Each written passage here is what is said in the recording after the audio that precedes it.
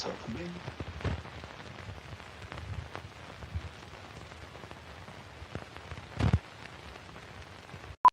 You are listening to the Lucha Central Podcast Network.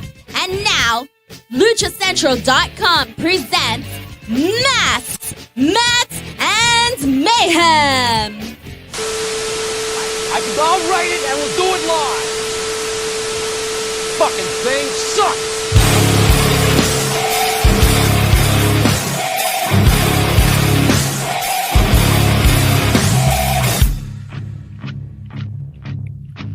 Welcome to another edition of Masks, Mats, and Mayhem. I am your host, Justin Outlaw Harvey. You can find me on social media at JustinHarvey75. You can, in fact, find the entire show on social media at MMMshow75. And Meatloaf is right. I should, it's not just a welcome to the MMM show, it's welcome to the 200th episode of the MMM show. Almost 10 years in the making, which is funny because if we had done the show 52 weeks a year for 10 years, like we were supposed to, we'd be well over 100. In fact, I believe Keeping It 100 is on what, episode 452 now, and they started 4 months after us. Really? So we should be further along than this, Byron. What happened? What did you do? What did you do wrong? What did I do wrong? I guess we were well, your question. I was too inspiring and created too many other wrestling podcasts, right? And oversaturated the market. And since I'm also very smart about marketing and market saturation and other things like those words, I figured it was better to make it more scarce and more valuable. So that's what I did when we only did like an average after the first run of like 10 episodes a year. However, I will say, if our episodes were always supposed to only be an hour, we technically would be on about 3,000 episodes now. If we do that, we've done about 3,000 hours. I like your Steiner math. I think that works. I tend to believe that. And Tony, you luckily have been here when the show has been just a robust 2-hour program, I believe. That we plan to be an hour. It's been 2 hours every time, right? Yeah, I'm just happy to be here. Hey, everybody, Tony Allen, TonyST.Allen on social media. You can find me there. Just happy to be here with you guys. This is my third show, so I'm excited. Not as excited as you guys because this is your 200th episode. Well, you didn't have to suffer. You are the actual present. Yeah. I think we are giving ourselves the present of having your presence now and wishing that we had it the whole time so that maybe we would have stayed more on track. But that's a whole other show. Yeah, we would probably be millionaires by now. But yeah, if we had a professional, one of us. You didn't have to suffer through listening to Casey talk about whatever it was he talked about. It was really awful. Casey was what are you talking about? Casey was the best part of the show. Casey was on wrestling. Yeah, Casey was the one who actually knew things, Byron. Yeah, we're supposed to know stuff. Goatse, appreciate you. This guy, Goatse, has been with us for a long time as a viewer and listener. We appreciate you. We also appreciate our newer listeners, Brent, coming over here to see his favorite, and we'll get to that shortly. And I will say, look, over the years, we've had a lot of great guests. We had Santos Escobar. We've had Kevin Cross. We've had Famous B. We've had Drago. We've had, Jesus Christ, who am I forgetting? Sonny Kiss. A million. Sonny Kiss was, okay, and that's a big one. I'll get to that in a second. We've also had, who?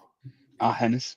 Oh, yeah, Arhennis. We had Arhennis. We've had just a ton of great guests. Vampiro. Conan.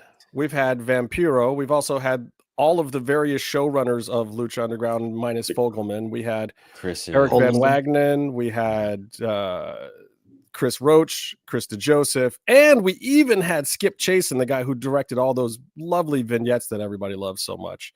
That is, but Skip Chasen and Justin were pulling the thing there because they've never seen them in the same room together. I'm not Skip Chasen. You are. I mean, Conan I could be. Conan might think that is true, but he smokes a lot. Anyway, so we've had a lot of great guests. For a while, Eric Van Wagenen was our number one guest. So, of course, we asked him to come back. Then he was eclipsed by Sonny Kiss, and Sonny Kiss did huge, huge numbers. But no one has done the numbers that our guest tonight that we brought into the show has done. The third time we interviewed this particular guest did ridiculous numbers, especially on Facebook, because the Latino market caught on to it, and it was all about her immigration, and she was fighting MMA at the time and was a world champion for NWA once we last spoke to her on this program. And that interview did like 80, 90,000 views. It was ridiculous. So, of course, being this is the 200th episode, why not bring back our number one best guest, friend of the show, and favorite person to have on, Lucha Underground's reigning trios champion, Cobra Moon, also known as Thunder Rosa. Hello. Oh, yeah. Hello. I still have We're the. gonna make you big. How about that? Big. I still have the Cobra Moon mask somewhere. That's right. Do She you? wore it to a Tigres game in Mexico. Actually, I do. It's right here. Hold on. Wait, you got to bring that. First of all, you're a thief. Because I know how hard it is to get any kind of Original. This prop. is the original mask that I wore on the last 2 seasons that I was there. So Holy crap. I have that, and I have the headpieces in the back right there. Oh, dear. Yeah. Oh, do you have the I took jacket? No, I could not get the Mel was a jacket. smart Like, no, this one because I made it, and as you can see, if anybody can say that I'm lying, I'm not. It has like makeup from all the makeup that I was wearing. Oh, that's awesome. So you had that Yeah. one made for yourself. Prop department didn't make that one? No, this one I made at 3. I lost the hair because I used to wear a ponytail. I lost that. That's gone. That's trash. So, But that's different from the one that I mentioned. Then it's not the same because the other one has a lot more stuff. the other one is the ones that we made in Mexico to okay. just like wear or whatever. But this is the original. This is the original Lucha nice. Underground mask that I used at Lucha Underground. So I think you and Ricky Banderas might be the only people that actually have your actual Lucha Underground masks. well, And the it's Cobra still it's because we got them done for ourselves. Like we pay for them. Right. We don't know Well, the Penta IP, had but all of his masks until Meatloaf bought most of them. No, no, no. Probably. I didn't buy too many from Lucha Underground. I wasn't. In Oh, that you one. didn't? No, because I didn't get to see him in person, so like I didn't really entertain that. I just was. And I think I have some original artwork too from some of the fans that sent me this stuff when I was working there too on this side. I mean, I still have a lot of stuff from Lucha. What's up, Brent? You're not gonna die because I was thinking about you today. That's my man right there, Brent. Yeah, it's a lot that's happened since Lucha Underground happened. And the funny thing is I work with pretty much everybody that was working at Lucha Underground at one point in my career or another. You know, so that's a funny part. Well, we went back a couple weeks ago and we watched that last trios match, and it was super weird to like see you in the ring with like Sammy Guevara and Kevin Cross and just like that whole crazy match. And who was the champion with you at the time? It was Saga? Jeremiah Crane, the other? No. Sammy Callahan, yeah, Jeremiah. Callahan. Crane at the time. What's it? No, Drago had already turned back. Not to Drago. the No, other- no. It starts with Daga and I. Daga. Yeah. Daga and I. What a yeah. crazy throw. But just to think that like you walked out of that place with a belt with those two people as your partner in a company where you were basically at that point a manager and just wrestling the boys. Were you even Yes. in a storyline that last season with another woman at all? No. Reclusive, what happened? And then, No, I was not with Reclusa. I was not with I was never with the okay, now since it's been so long, I always had a very interesting relationship with the women that worked there for various reasons. So Well, come on. We all know that you and Eva Lisa are great friends. we're like this. like this. Tony's laughing. Tony's laughing. No, God bless her heart. I hope she's doing well. I will have to get in the way of this conversation if it gets crazy. Look, I'm just saying. No. everybody Byron's knows girlfriend. I got No, love for no. Evie too. We got love I for have Evie. nothing bad to say about Evilise, but I hope she's doing well. I hope that she is happy and she found happiness in whatever she's doing. You know, whatever is in the past. When we were in Lucha Underground, we were actually friends, believe it or not.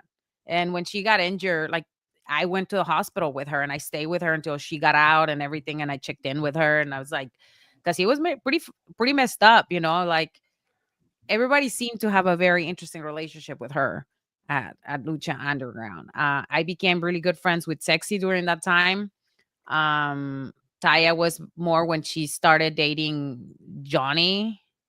So she was always Johnny. So I will always be with Sexy, Drago. Who else?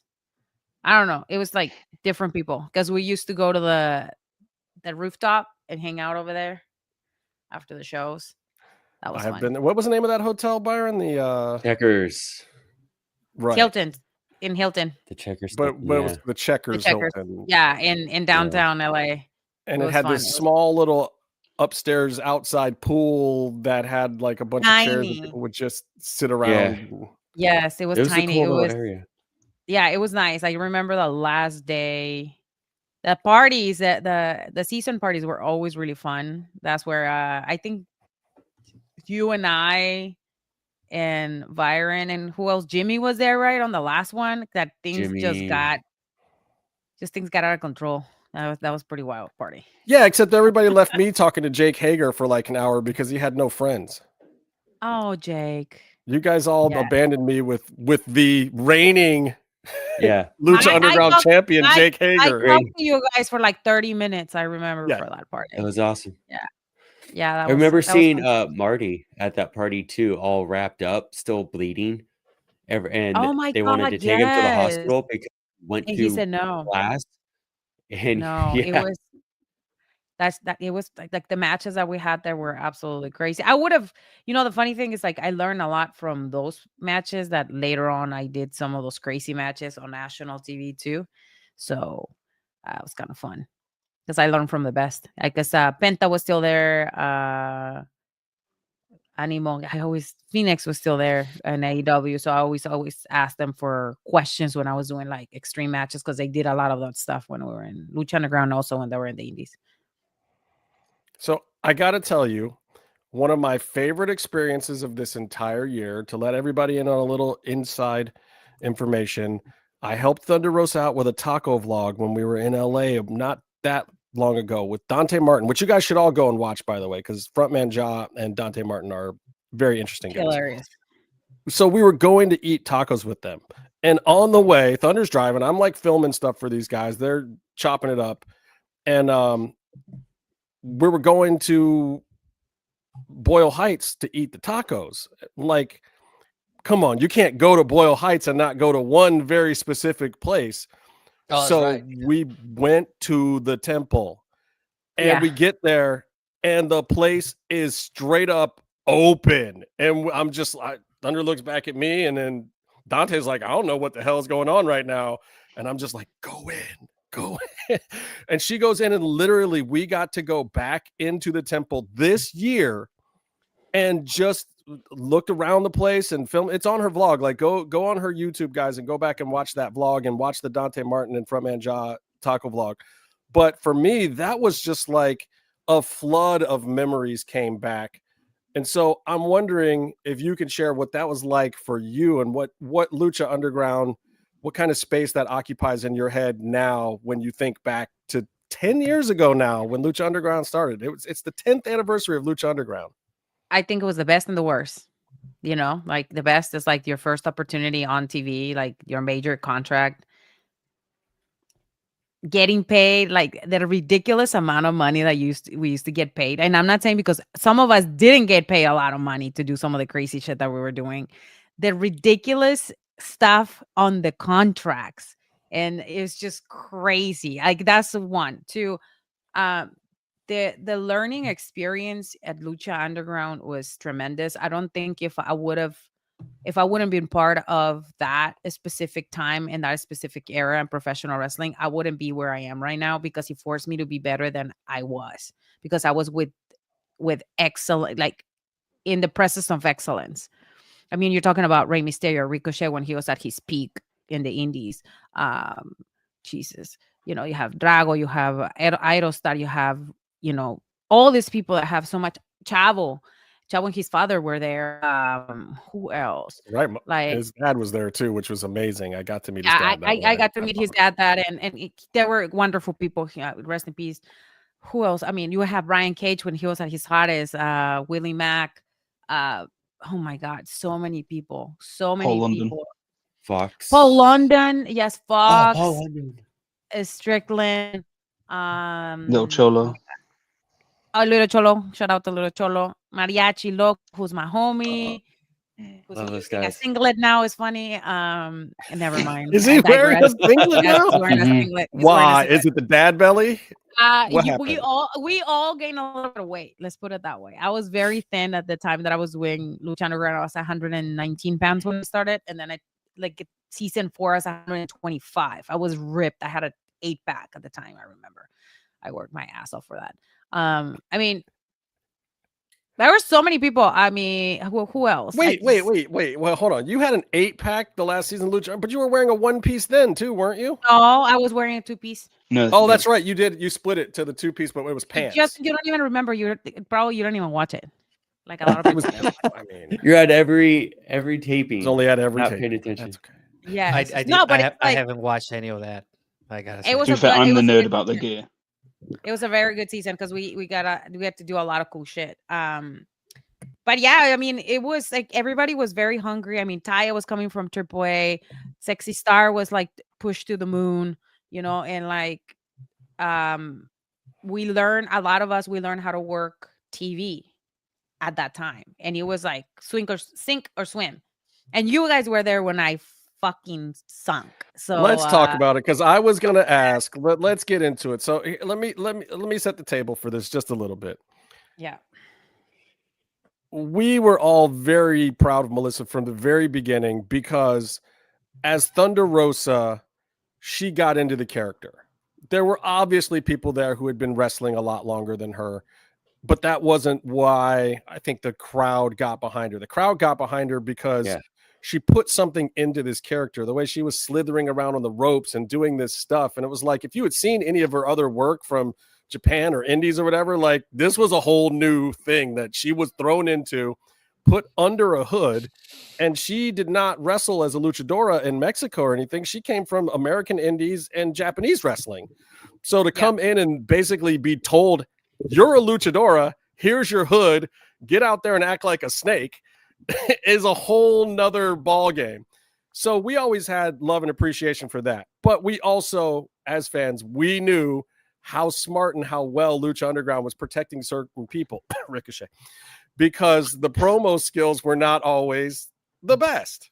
No. And one day, the Reptile Tribe, who you got to be the leader of, like they'd taken Thunder Rosa right off the Indies and doing Japanese stuff and just saying, not only are we going to just give you like 5 or 6 matches, but now we're giving you a whole faction and a whole Aztec mythology backstory, and you're like a god that's leading this tribe, and now you're basically the manager, and you have to wrestle men all the time.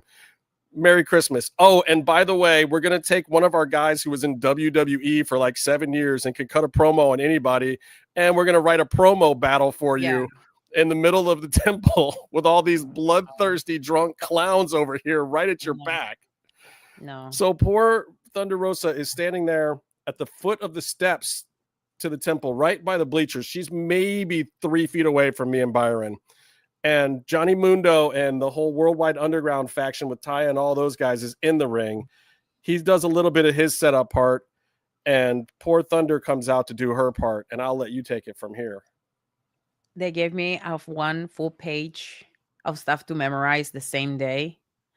And Tony knows how bad I am about memorizing shit. Like it takes me years. And that's one thing as an actor is now I have to work on forever. And I think that's what kind of traumatized me forever. I don't know why, like just you like a bad taste in my mouth. Like they gave me that, and usually they give us the stuff like a week before, so we have time to like, memorize it, go over the lines and everything. On the third line, I went blank, and I'm like line, and then fucking Johnny's ripping me a full asshole. In three front of all of assholes, us, in front of mercilessly everybody. ribbing you. No, it was. I mean, he was trying to help so I can remember some of the stuff, which I did, and then like later on post production they help. But what happened during that thing is that I was already having issues because people did not want me there because I was new. They always made me feel that I didn't belong because I was new and I wasn't a luchadora, and there was 50,000 other luchadoras in Mexico, which probably were skill wise 100 times better than me. But what Chris Joseph saw in me, all the other girls didn't have. So that's a big difference. I had the it factor. They like it or not. So I got traumatized. I remember like I went to the back crying. Like I wanted to like just quit because it was awful. It was one of the most obnoxious, embarrassing things that has happened in my career. I mean, there's a lot No, more, it was but brutal. that was It was terrible. horrible. Like we Until- felt no, I'm really kidding, bad I'm for kidding. you. Like really, like, oh my God, is she ever going to be seen in public ever again? It was. And you that know bad. what? And now I work for Busted Open, for Off the Ropes. I have 3 other podcasts myself. I go out there and do public speaking in English and Spanish so everybody can kiss my Mexican ass. So and I cut some badass promos on AEW, which by the way you can watch there. Collision. Thank you, Justin Royd, a couple of them for me. But yeah, I just like, it taught me a lot. It taught me that it doesn't matter what room you come in, you have to come in confident. And if you come with a presence, because that's what I came with a presence and with a something that they were looking for and they were missing. And I think I aced it, and people remember Cobra Moon. And and like you said, when people figure out that that's me, they're like, wow, I didn't know. And I have fans that have been following me since I was Cobra Moon. So that's pretty cool. Well, we're in that batch, but I mean, a lot of people really still don't know that you were Cobra Moon from Lucha Underground. Either they didn't watch it, or they just didn't know, or they didn't see that transition when you came out from underneath the hood. And also, you were under the hood as Serpentine in WoW. Oh, it was the most ridiculous thing I ever done in my life. I remember like they let me come up with the idea of the backstory of Serpentine. I remember they come up with a promo. I was like, I pull it on it was the most ridiculous, outrageous thing I've came up with. I was like, you look like I was high, but I wasn't high. I was just like, I'm just gonna see what I can get away with, and I got away with a lot. So and I know that and Tony, we've been asked to bring Serpentine back to life recently. Yeah, it was. There were some talks there, but unfortunately, this time it's not something I would like to see. Serpentine, the comic book. I would like to see Cobra Moon. Like I didn't get to experience that part, right? Like so, I would like to see that. I would like to see Serpentine. Like I think those other characters, I mean, it's other personalities you can bring out. As we have learned, she can pretty much do all kinds of stuff. Like what you do in the last match, that's another character you can embody too. So for me, it would be very interesting. When I meet fans, the Lucha Underground fans, and then we have a conversation and they realize what we do and stuff, they get mad at me because I have not watched like Lucha Underground. Like they seriously get physically agitated. I'm like, okay, relax, man. I have a lot of things to do. But You haven't yes, seen it? I have not watched the whole thing, buddy. Come on. Why? Because I have a life. Tony, and I have Tony, to to manage explain- people and Oh. stuff. To We're explain not Lucha Underground the talking right now. best, I'm going guy in on England. the like 4th episode. It's actually a lot of TV to watch. What were you saying? It's an Yeah, I hour see that. long. Yeah, Oh, I wanna hear what Meek relax, was Byron. saying. I Okay. will get to it. Okay, Bloody so mute that basically, guy. the best Anyway, way, best way they to shouldn't explain make you sync the promo. You somehow seem to remember songs easier. Oh, songs is easier than That's a than crazy promos. thing that you can remember songs that easy. Because there's a melody to it, and with this there's no melody. It's like it's hard. I mean, and also like my English back in the 10 years ago was not as good as it is now. It wasn't. Like my that's true. accent was thicker. Like it was a lot harder to. It's been a long road. I can say I've been successfully achieve a lot of things after that. What were you going to say before, Meef? I was just gonna say the best way to explain it to Tony about Lucha Underground, effectively a cult. I'm a guy from a very small part of England, right? And everything that's happened in my life because of this show.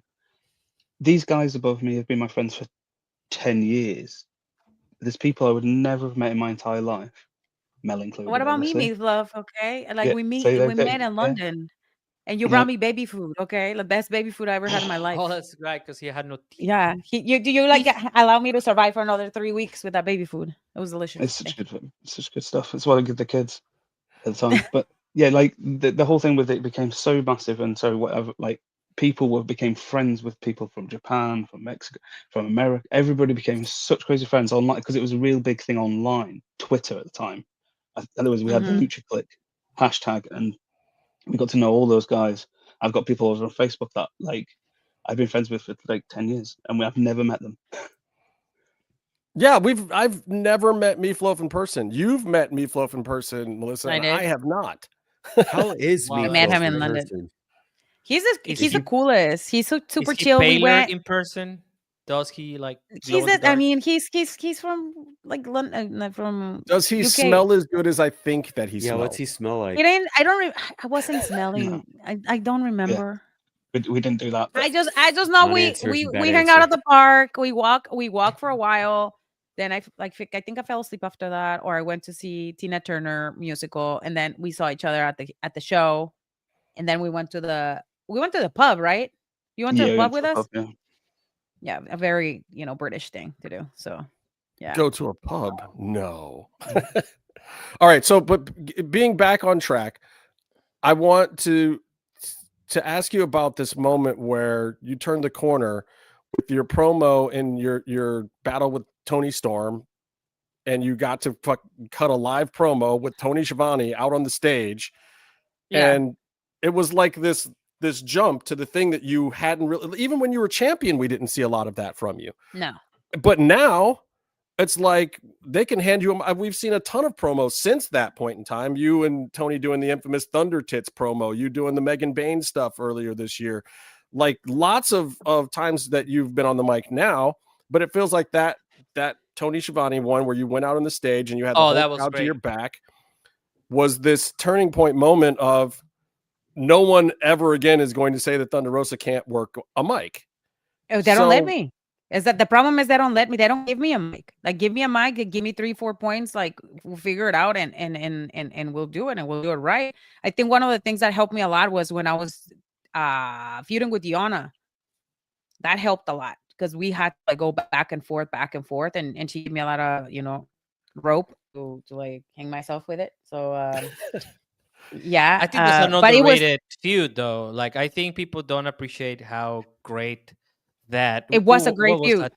What was like 5 matches? I thought that was one of the best. Yeah, it was 5 matches that summer. And it was 5. I felt like it was 6 or 7. The last one was brutal. It was brutal. But it's like I don't feel in the last ever since I came back, like they have given me opportunities to be on the microphone, but they haven't like really allowed me to be in the microphone and like and shine through that. I don't know if it's because of like what happened prior to that when I was a champion. I don't know. It doesn't matter. I just keep working on the craft and that's it. Like I'm working with a acting coach in the very, very near future so I can get better at this. And I just want to get better at what I do. Well, we've heard you also on Busted Open and Off the Ropes with Jonathan Coachman. I got to put over the coach. He doesn't like to be lumped into Busted Open. He has his own thing now on Pro Wrestling Nation 24/7. So yes, I don't want the coach coming after me.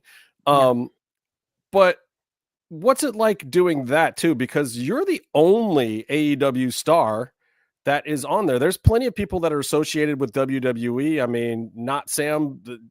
Sam does stuff for WWE every week. So does Rosenberg.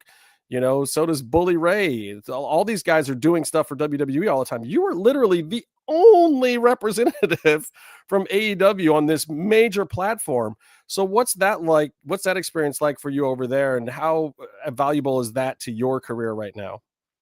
It's a lot of responsibility because you have to be walking a very fine line because I'm an active wrestler and I'm very opinionated. It's sometimes my mouth, well, what I have to say, No.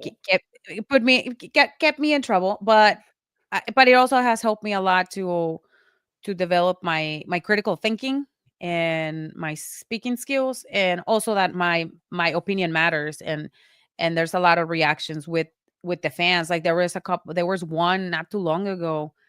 I don't think I was criticizing someone, but I said something. Oh, in terms of when they did the announcement with WrestleMania in the Middle East, and they asked me about one of the girls, and I said, "Well, she got paid. She got to do what she got to do." And people were pissed. They're like, "How could dare to talk about superstars? You are not a superstar." It's like, I ain't saying shit. I just say that she got paid to talk. Like it's never, you're never right or you're never wrong. Well, you can be wrong. You're never right, but you're always wrong. So I just got used to the criticism, and when I receive a lot of good feedback, and also it's a good opportunity for me to invite other people from AEW that are interested in using the platform if they want to do interviews, to come and do the interviews with us. I think it's important that we cover all the companies with like the same, but we always want to do that, but it's not always the case. But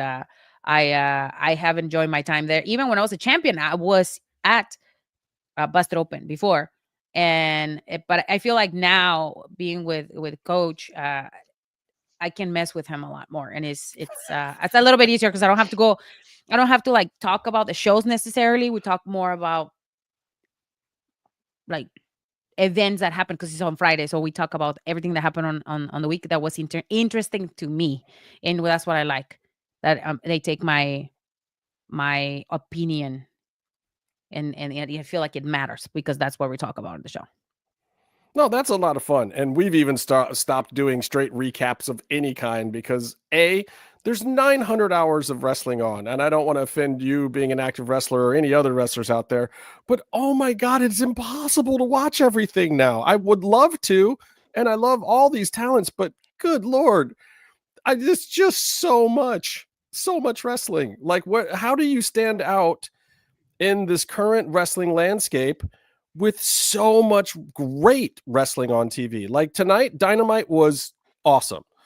Like, but if you're one of the 20 stars that was on that show tonight, like how do you stand out? And then you got to go up against whatever happens on SmackDown tomorrow, or TNA or NXT or New Japan or AAA that's now getting a huge platform. Like, how do you stand out as a wrestler in this day and age with all this wrestling out there?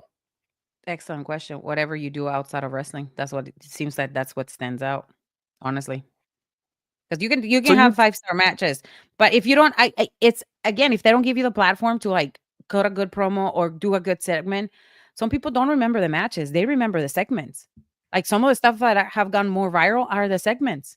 It's not the wrestling. Yeah, you can again, like I went viral when I did that table spot. We have like 2 million people watching that, and then the thing is 5 million. 5 million. That is 5 the million. running up the table one. Yes, running up the And table. that's the Yes, second one. This is the second version of that. So, Right. yeah. So it's that's what I'm saying. You have to either do something super extreme that people are gonna talk about it, or Thanks, definitely Rebecca. do a good segment, and that's what's happening with Harley Cameron. Like ever since she started doing a lot of funny segments, and she started with me when we were having a little thing when she came out and she said like the wrath of Harley. That's when it started. I mean, I'm not saying that I did it, but I help her out. Look at you. I mean, she was even when she was a little bit kind of buried doing the QTV stuff, I was still enjoying it. Like I could tell that like there was something there, and I was happy that she started getting pushed to the forefront because she does stand out. And I think you stand out, and I think I think Megan Bain's imposing stature stands out some. Toni Storm obviously stands out because she's just ridiculous. The things that she did tonight on commentary are not okay. I don't even know how she gets away with the stuff, but it makes her interesting and she stands out. So I got to ask you, Thunder Tits is not happening right now in the tag tournament, and it's the biggest disappointment for a lot of fans. Is there a chance that Thunder Tits can happen at some point in time? Will the fans ever It's get not, Thunder Tits? unfortunately, it's not up to me. I just work there. I We just know. come, show up, say thank you very much. I'm happy to be here. And when I go back and wrestle, like, that's what you do. I mean, I would have loved to, but given the circumstances right now, I can't be in the ring. So people have to move on, and that's what happened. I mean, Nara wasn't clear. She was supposed to wrestle today. Now she's not even gonna be in Blood and Guts, and there's nothing. I think that was the right move to do, because when somebody's injured, they were now you can see that they're respecting people's health. That's first and foremost the most important part for a professional wrestler, because that elongates your life show.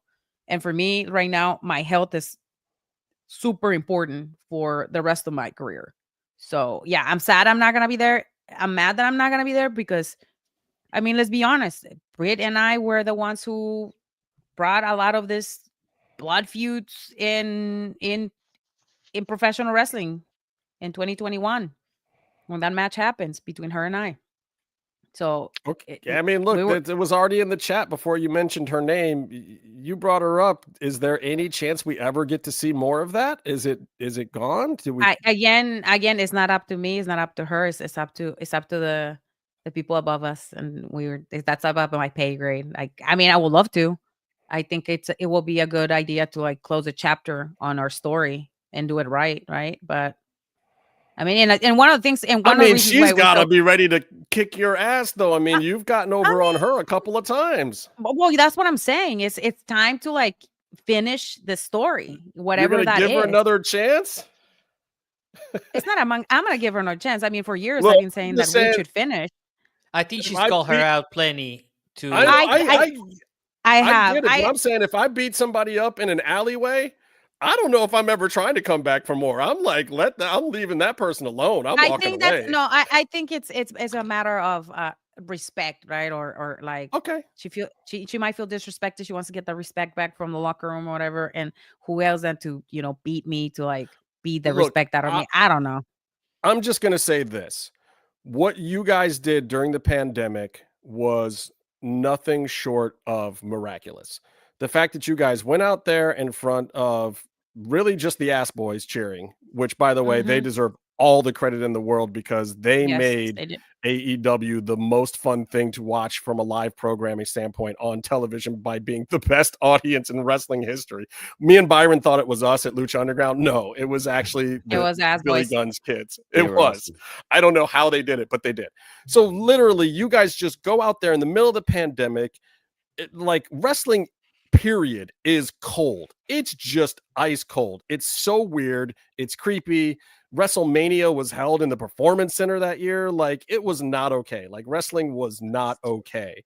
And for one brief moment, I think that everybody felt the magic of wrestling again, because you and Britt gave us ECW 1997 as two women who have never done that before. Women have never done that before.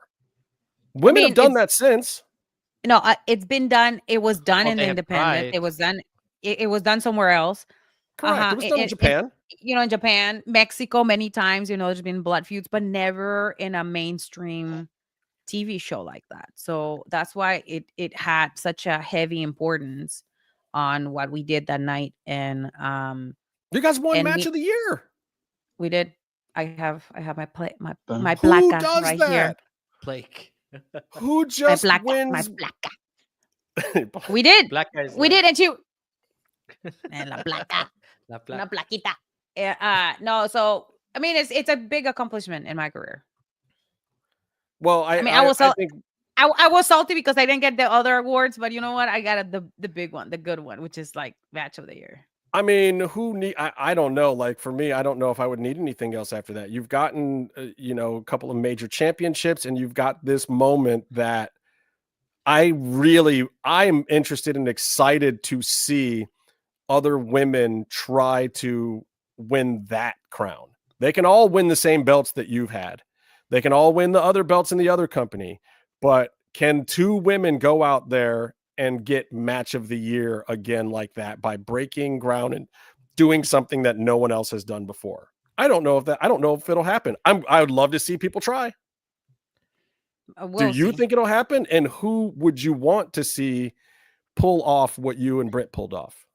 I think some of the the new girls that are going out there, and I don't know yet. I don't know exactly who I will like because I need to see a little bit more. But there's a couple ones that I'm like, okay, I see them doing something interesting. And I do want to touch on this because I've talked to a lot of these girls out here, and so many of them, and I don't think people know this, and I don't think you get the credit for it. And maybe you're too humble to take the credit for it, but so many of these younger women in the business right now have come through you or are inspired by you or been touched by you in some way to excel at what they're doing. And I'm not saying that you made them 100% yourself, but there's a lot of girls out there now that kind of came through you or Mission Pro Wrestling or wrestled you at some point in time.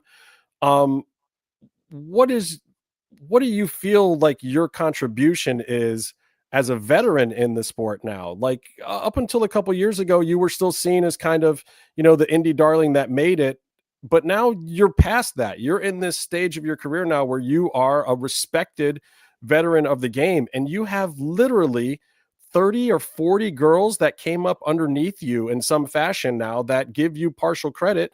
The Thea Hales, the Maddie Rinkowskis, the all these girls, so many of them. Like, how do you see yourself now as a veteran of this sport that has been through all of these things and learned all of these lessons? I just think that I did a lot of the stuff with my head high and on my own terms. That got me in trouble sometimes, but how sometimes you can't make history if you're not a troublemaker, right? So I continue to show how proud I am from where I came from. I don't hide where I came from. I continue to speak my mind in a more respectful, professional way, to not for me, but to like make changes that are important in the business, and also make changes that are important in the place that I work, because it's like how they taught me when I was in Japan. You always come to a place and you leave it better than how it was, and that's always what I try to do, and I continue to do, regardless of the consequences of some of my actions that I feel that they need to be said. But it's important that we have more women that are empowered and they feel that they can do that, because a lot of the times, for many years, they continue to tell us that we can't do that, or like the guys are doing it, so now we can't do it. So it's very bothersome, and it's still happening in many places. So but it's important that we all get together and we do this as a conjunction, as a group, instead of just like single people. I always believe that, and I think when we had Mission Pro, that was the major message that we had. Very punk rock. It was like this punk rock women that are colored women that are older, have a voice, they have a space, and I think we need to continue to have that for everyone that is coming after us.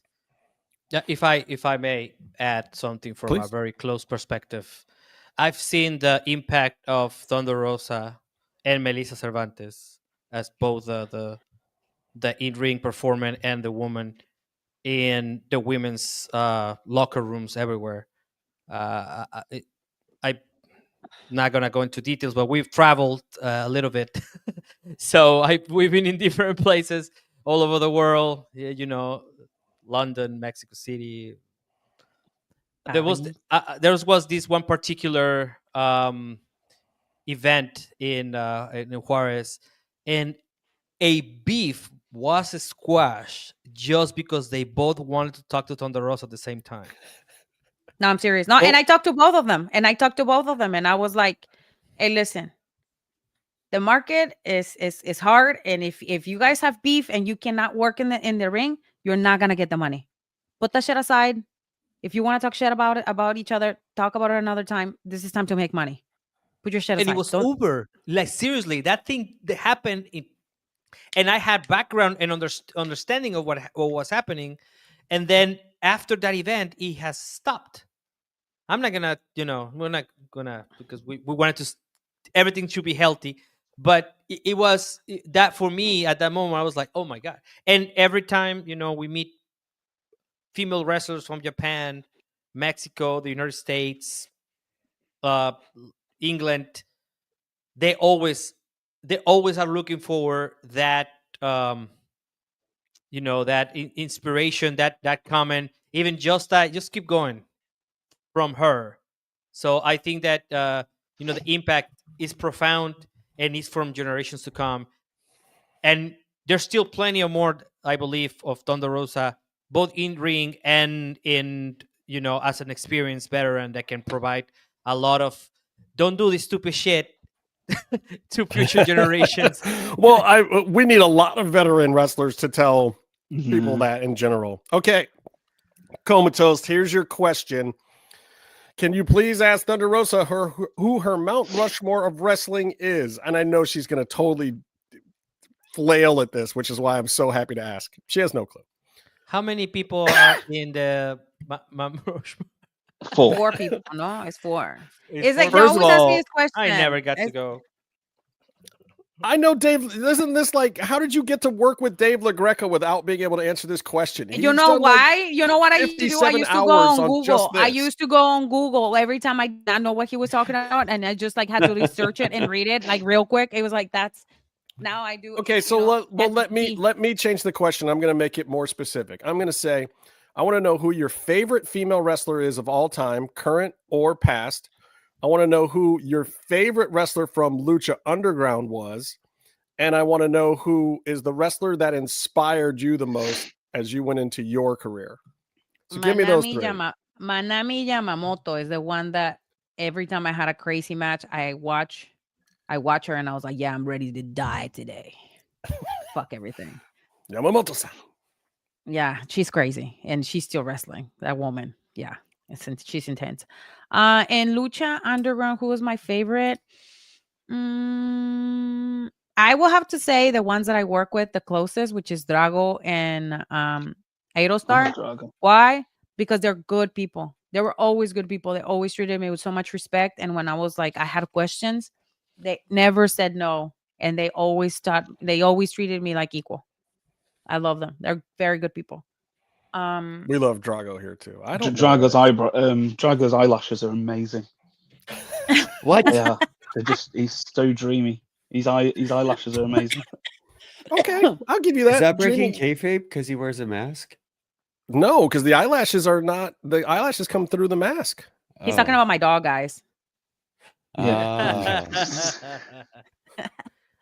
And I think the one that inspired me the most, I will have to say, Alundra Blaze or Medusa. One, because she went against everything, and she did it her way. And yeah, I bit her in the ass, but she's still going, and she's such a strong woman, and she's done things her own way. And she's one of those few people that she texts me 4 or 5 times a year to see how I'm doing, to check how I'm doing, to check on my goals. Like, she's known me since I was in Japan on 2016.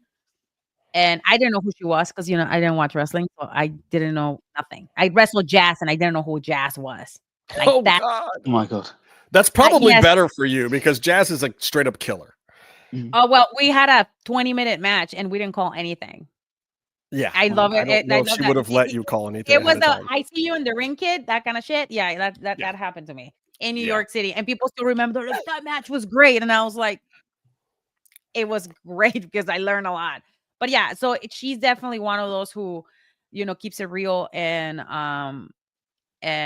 definitely planted a lot of seeds for the woman that I am in professional wrestling and the woman that I will continue to be. Well, guys, I think Mel's actually answering that question because I believe when I've asked her before, she's actually said Alundra Blaze was her dream match if she could have time with anybody in the ring. So you guys don't need to fight. They're fighting in the chat over you. They're fighting. Keep fighting. Don't fight. No, fight. I want to see it. We need engagement. We need engagement in this. So keep fighting. Keep saying stupid shit. I love it. I do want to go back to Lucha Underground for a moment because realistically, like, would you be here without Lucha Underground? I mean, No. I know you wouldn't be on this podcast without Lucha Underground No, because that's how we all no, met you. no, I wouldn't, because there's always like that chance, like, and we talk about this with a lot of the girls that have been in the same generation that I'm in. They never really got that break that catapult them to the next level, right? And I feel like for me that was one of the first level to like achieve some of my dreams, and which was to get a like real contract and live off professional wrestling. So that was the one. That's the one that helped me quit my regular job and just do full-time professional wrestling. I see that, and in your career, it's amazing, and this should illustrate something for people about becoming a professional wrestler. I think you didn't have just one of those moments, and a lot of people are just waiting for that one big moment and to capitalize on that one thing. But you got to keep going. Like Thunder Rosa had Lucha Underground as a break. Had a chance to go to Japan, first of all, and learn a bunch of cool shit before that. Then that's part of what gets her noticed for Lucha Underground. That's another break. Gets on Lucha Underground, but has to perform for 3 seasons with the boys, literally half the time. I mean, her and Sammy Guevara did a standing Spanish fly off the top of the freaking arena in Lucha Underground. So, but then you have to take other opportunities, and you find yourself becoming an American citizen, which I think helped you out a lot. Then you go to NWA. Yeah. And that was a tough time too, when wrestling was not at the forefront. Independent wrestling was all over the place. Everything was spread really thin. And somehow you get the belt over there. And I think that's what gave you the indie credibility and the relevance on the word of mouth side that propelled you further. So what was it like when you found out that they were going to put the strap on you, and how did you feel going, like, your first real world title? I don't know. It's been so long. I cried. Oldest title in I in North know. America. I know. First of all, the most important part for me wasn't even winning the title. It was what it meant for the Latinas in America, the Latinas that are going into professional wrestling. I was the first Mexican-born female wrestler to earn a title in the NWA. It's never been done before. So this and the company's been running for 90 years. So that was a big shift. And then another one was David Lagana, which was the person that that advocated for me. He believed in me truly through and through. Like from the moment he saw me in ROH, he told me that he had something for me, and the way that he booked me too was a very smart way to book, because me and Melina, he always said this: we have very interesting and intricate personalities, and we need to be booked a certain way.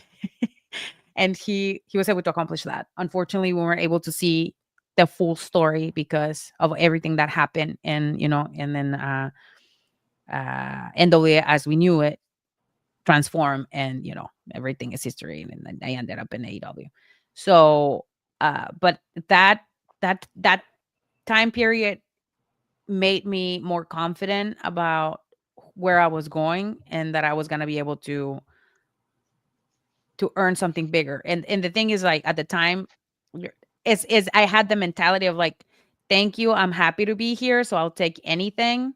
And then it taught me that you cannot be like that if you want to be with the Sharks. You just can't. Right. You got to get in there and bite somebody. Yes. Or you get eaten. So yeah. Well, look, you seem to make it out of there in pretty good shape. And I think Ricky Starks / Saints made it out of there in pretty good shape now. He's finally gotten someplace. Are you proud to see your homie over on the other side of the fence doing well? Yeah, of course. Like I remember him struggling in the indies, and like the times where he was like couch surfing and like struggling, and because he's very passionate about professional wrestling, and like his passion sometimes can be misconstrued, or can be a little too much for a lot of people. But I'm glad that he bet on himself. He did what he needed to do, and now he is a champion where he wants to be a champion.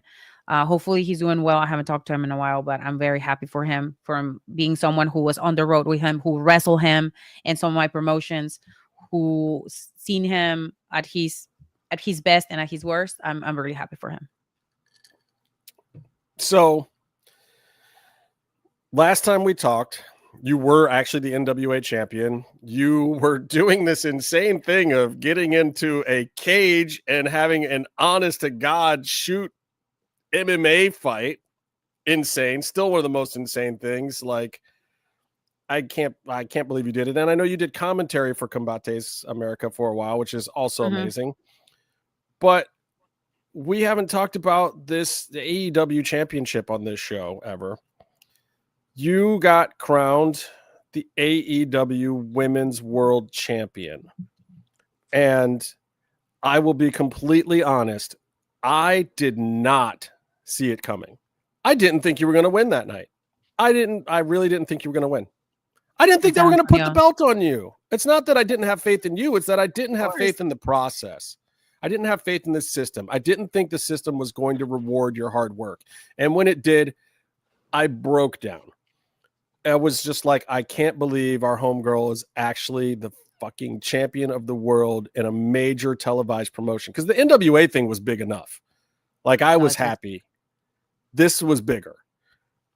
And sadly, I was there for the first time sitting in the front row in a ticket that I didn't get comped to me or wasn't part of Lucha Underground, where there was a whole raffle-y thing that happened.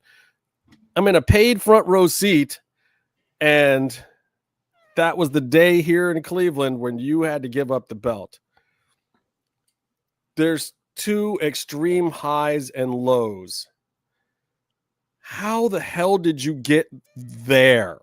To the point where you would be on top of the wrestling world, and to the point where you were forced to give up being on the top of the wrestling world.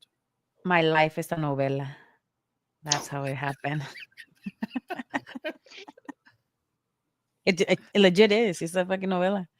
I mean, Tony was really high on Thunder Rosa at the time, and he saw the opportunity, and the writing was on the wall. You know, Britt had a really good run, and then there was an opportunity to do a cage match, you know, first ever cage match for women in AEW in San Antonio. And man, that night I feel like a rock star. We had like over 9,000 people in the place. Like, it was 8,000, and then when they announced it was a cage match between me and Britt, they sold 1,000 more tickets. Like, we were they opened up sections. I remember. We were completely sold out. Like, people had signs, like, all the homies from the Cuts came, from Houston, from Dallas, like the San Antonio people. My people were here. We made miracles with the mariachi, Tony and I. Tony was like, it was crazy. It was like the 24 hours before the show was crazy. Then my gear, like, just that they did that gear in like 24 hours. Like, getting my parent, my dad, my sister, my son, my ex-partner there. Like, every single, like, literally every single person that was important in my career was there. It was crazy. It was crazy. I had like 20 comms from the front row. So they weren't all paid tickets, folks. No. But, you know, the more important people there. But like, some of my people, they bought the tickets all the way on top. We made a lot of promotion. Like the Spurs gave me the T-shirt. That was the first time that my dad and the jersey. Thank you. The jersey with my name. We were in on the floor. Like, we never had floor tickets before. Now, yes, that was the first time ever people start reaching out to me to get tickets. I'm like, no, I'm not doing. I'm not gonna do that. We already asked for everything we could ask, and then some. Isn't it?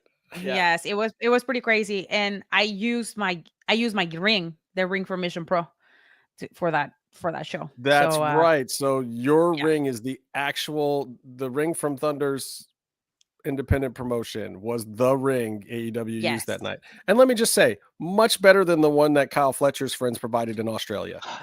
Right size, at least. Sorry, Kyle. We love you, Kyle. The bouncy house, bad. But anyways, that happens. I become a champion. I personally wasn't ready for like what was coming next. And why do you say you weren't ready? I wasn't mentally ready for it. It was a lot. That championship comes with a lot of responsibility, especially being the first Mexican-born wrestler to do that, and then all the scrutiny that comes after. But that's another story for another day. You know. That's in Okay, the but past. I have to ask you this, because you said that if you won another world title, would you and could you do it better, do you think, now? Yes. I'll say yes, because And would it be know. better for you, or would it be better for the fans? Would it be better for the promotion? Like, what I is think better? I think it will be better for the promotion, because now I know how to do things and how the system works and how the new, like, the little things, that the minutia that I didn't really know that you have to do. I'll add here, it would be better for the industry in general. Yeah. So you think you could be QB1 like Cody Rhodes? Could you be the QB? Could you hold down a promotion? Absolutely. Absolutely. I don't disagree. I completely believe that you. I do a lot of work, and I'm not even a champion. I call myself the champion of the people, because I do a lot of work for the people. Okay, and so I'm just gonna intersect here a little bit. So it's been 2 weeks now. Jesus. 2 weeks ago, she was part of a parade in Mexico City that you will have to fill Wembley Stadium 20 times for the amount of people that were there. And she entertained everyone just by walking by. She's underutilized. Oh my God, that's words. It's so hard to say. Underutilized to an extent that is laughable. She is amazing. I don't think there's at least not, and I checked, a generation from now, they will still be looking for another Thunder Rosa. So they should, next time, they should just give her the keys, to the house and let her run it. And I always say this, and this is not because I'm full of myself. It's like I work to the place that I am right now to want something bigger for myself and for Thunder Rosa. Not so much for Melissa, for Thunder Rosa. For whatever time I have left, 5, 6, 10, whatever. I mean, I don't want to be wrestling until I'm 50, because then that means I'm going to have to get Botox and, like, I got to do a facelift, and maybe boobs are going to come. I don't know. You're getting really good now, though, the facelifts. I mean, look, I'm 50. Great. I've done all that. Black don't crack, so you don't count. You hear that, Byron? It doesn't crack, so stop trying. Byron is I'm putting all this stuff, all this Korean stuff in my face. Byron hates it that he's like 4 years younger than me, and everyone thinks he's like 10 years older. First of all, I do not look 10 years older, and everyone thinks I'm way cooler than you as well, by the way, you tell me all the time. I'm going to read Rebecca's message, because I think Melissa really needs to hear this. This is important stuff. Rebecca says, I got to go to a taping of LU and meet Thunder Rosa. I have to say thank you for being a big part of one of the best days of my life. And we love Rebecca. She's been one of our day ones for this show for a long time. And I know how much that day meant to her. It was, and I've seen you do this with other people, and maybe you know it, and maybe you don't even know it sometimes, but Rebecca's one of those people that you reached out and touched in a very genuine way. And I've seen you do this at conventions and some other stuff. And I'm still trying to figure out how it is that you are able to connect with these people on such a grounded level compared to what some of the other superstars have done. And literally, I think Cody Rhodes is one of the few other ones that I've personally met where I've felt that same kind of thing that you have with him. Like, by the time I was done talking to Cody for 5-10 minutes, I felt like I have a personal connection with the guy. And I did. I talked to him and Brandy for 2 years straight. I mean, they're just nice, normal, decent people. And that dude will go out of his way for anyone. You're the same kind of person. How do you maintain that level of connection with so many thousands and thousands of people? I was a fan. I was a fan myself. And I like to be treated like a person, not like, you're just dropping money on the table. And that's what it is. Unless you break my boundaries, and then I'll be like, sorry, I'm going blocking you respectfully, so, but yeah, it's just that people deserve respect, and like people, they need to feel loved, and everybody has, their idols, and especially when there's women and young girls or young boys I love just, pouring my attention, painting their faces and making them feel special, because it's a very, very beautiful memory they're going to have forever. More than a card or 8x10 is that. Well, that's the perfect place to leave this. I'm going to ask you one last question. Byron wanted to ask me a question, Justin. The fuck? Yeah, of course. And but I like, also have here- something to say as well on this Okay, point. let's let Do not Meatloaf open talk. that door. Let's let Meatloaf So- talk because Byron is muted. Yeah. So I will say one thing. Why? So obviously, I've seen a lot of people. Like, I'm living in the UK, so a lot of the talent gets brought in. So a lot, it's like, and I used to only travel to, like, Will Ospreay would be wrestling, and I'd go see Penta and Fenix. So most people were there to see Ospreay. I was obviously there to see the Mexican talent. Lots of people get brought in over here, and I've always had a lot of alone time because that people haven't bothered them. Even with Penta and Fenix at their height of lucha, still weren't bothered by people as much. But like when I went to Riot Cabaret, the people bring signs, and they like were just generally like walking around in Thunder Rosa merch. I've never seen that genuinely happen. So like most people would come to the shows, like I said, watch the local talent or whatever, but like for yourself, they came to see Thunder Rosa, and they came with merch, or they came with like handmade painted signs that they spent weeks doing, months doing. And like I said, I've seen guys that people, nothing thing, but be like, oh my God, Penta got now. But like at the time, people come and say hello, but they, you know what I mean? There was never that passion for that person. And that's the difference. And that's like like I saw we went, like when we met the first time in a small conservative thing above a pub in Batley, That's a long time the ago. little girl, but there was like a little girl there, and at that point in your career, you were, like, I would say in the UK only known for Lucha Underground, and even that was like niche because you couldn't get it over here. And that little girl like meeting you was like the world. And it was crazy for me that she knew anyway about you, but like she was just in love with you. It was amazing. A lot of people are in love with me. Let's be honest. I'm gonna tell a That's quick how it is. story that happened actually 2 weeks ago in the parade.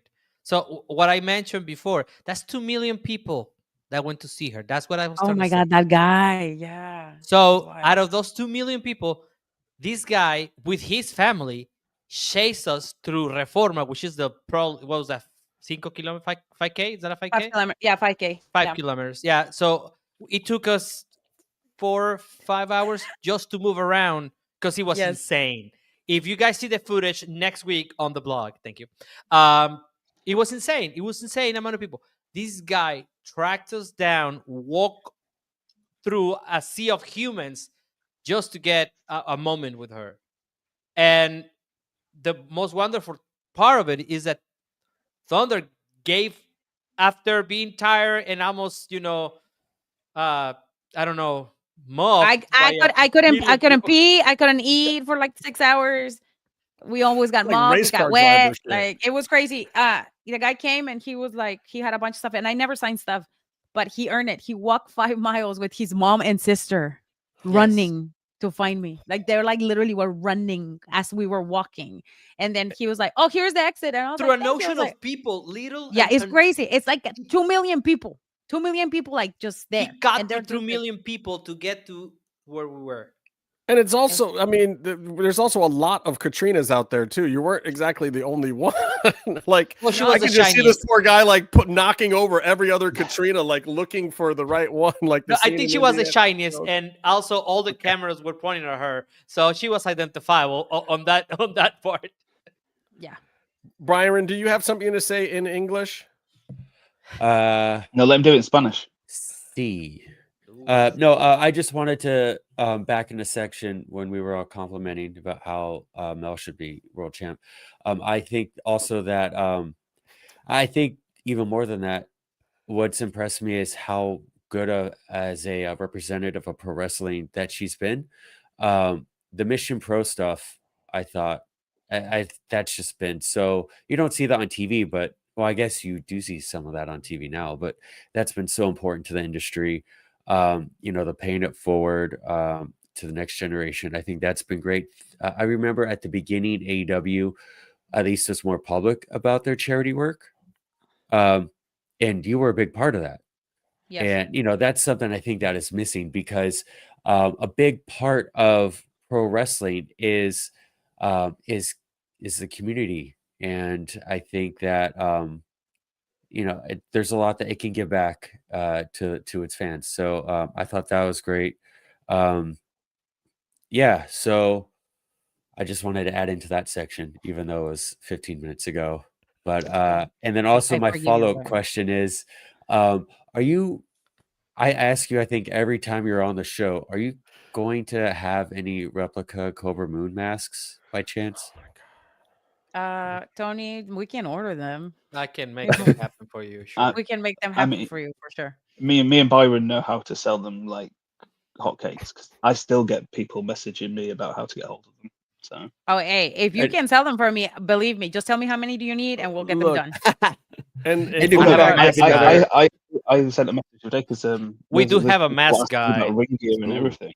So- Like, and if you've got ring worn gear or whatever, Yeah. let us know. We'll help you move it. I don't have any ring worn gear from Lucha. I have a lot of ring worn. Yeah. Yeah, actually. oh no, I'm no, getting- yeah, they're not even Lucha stuff, like the AEW Yeah, stuff. or people like, buy that stuff. Yeah.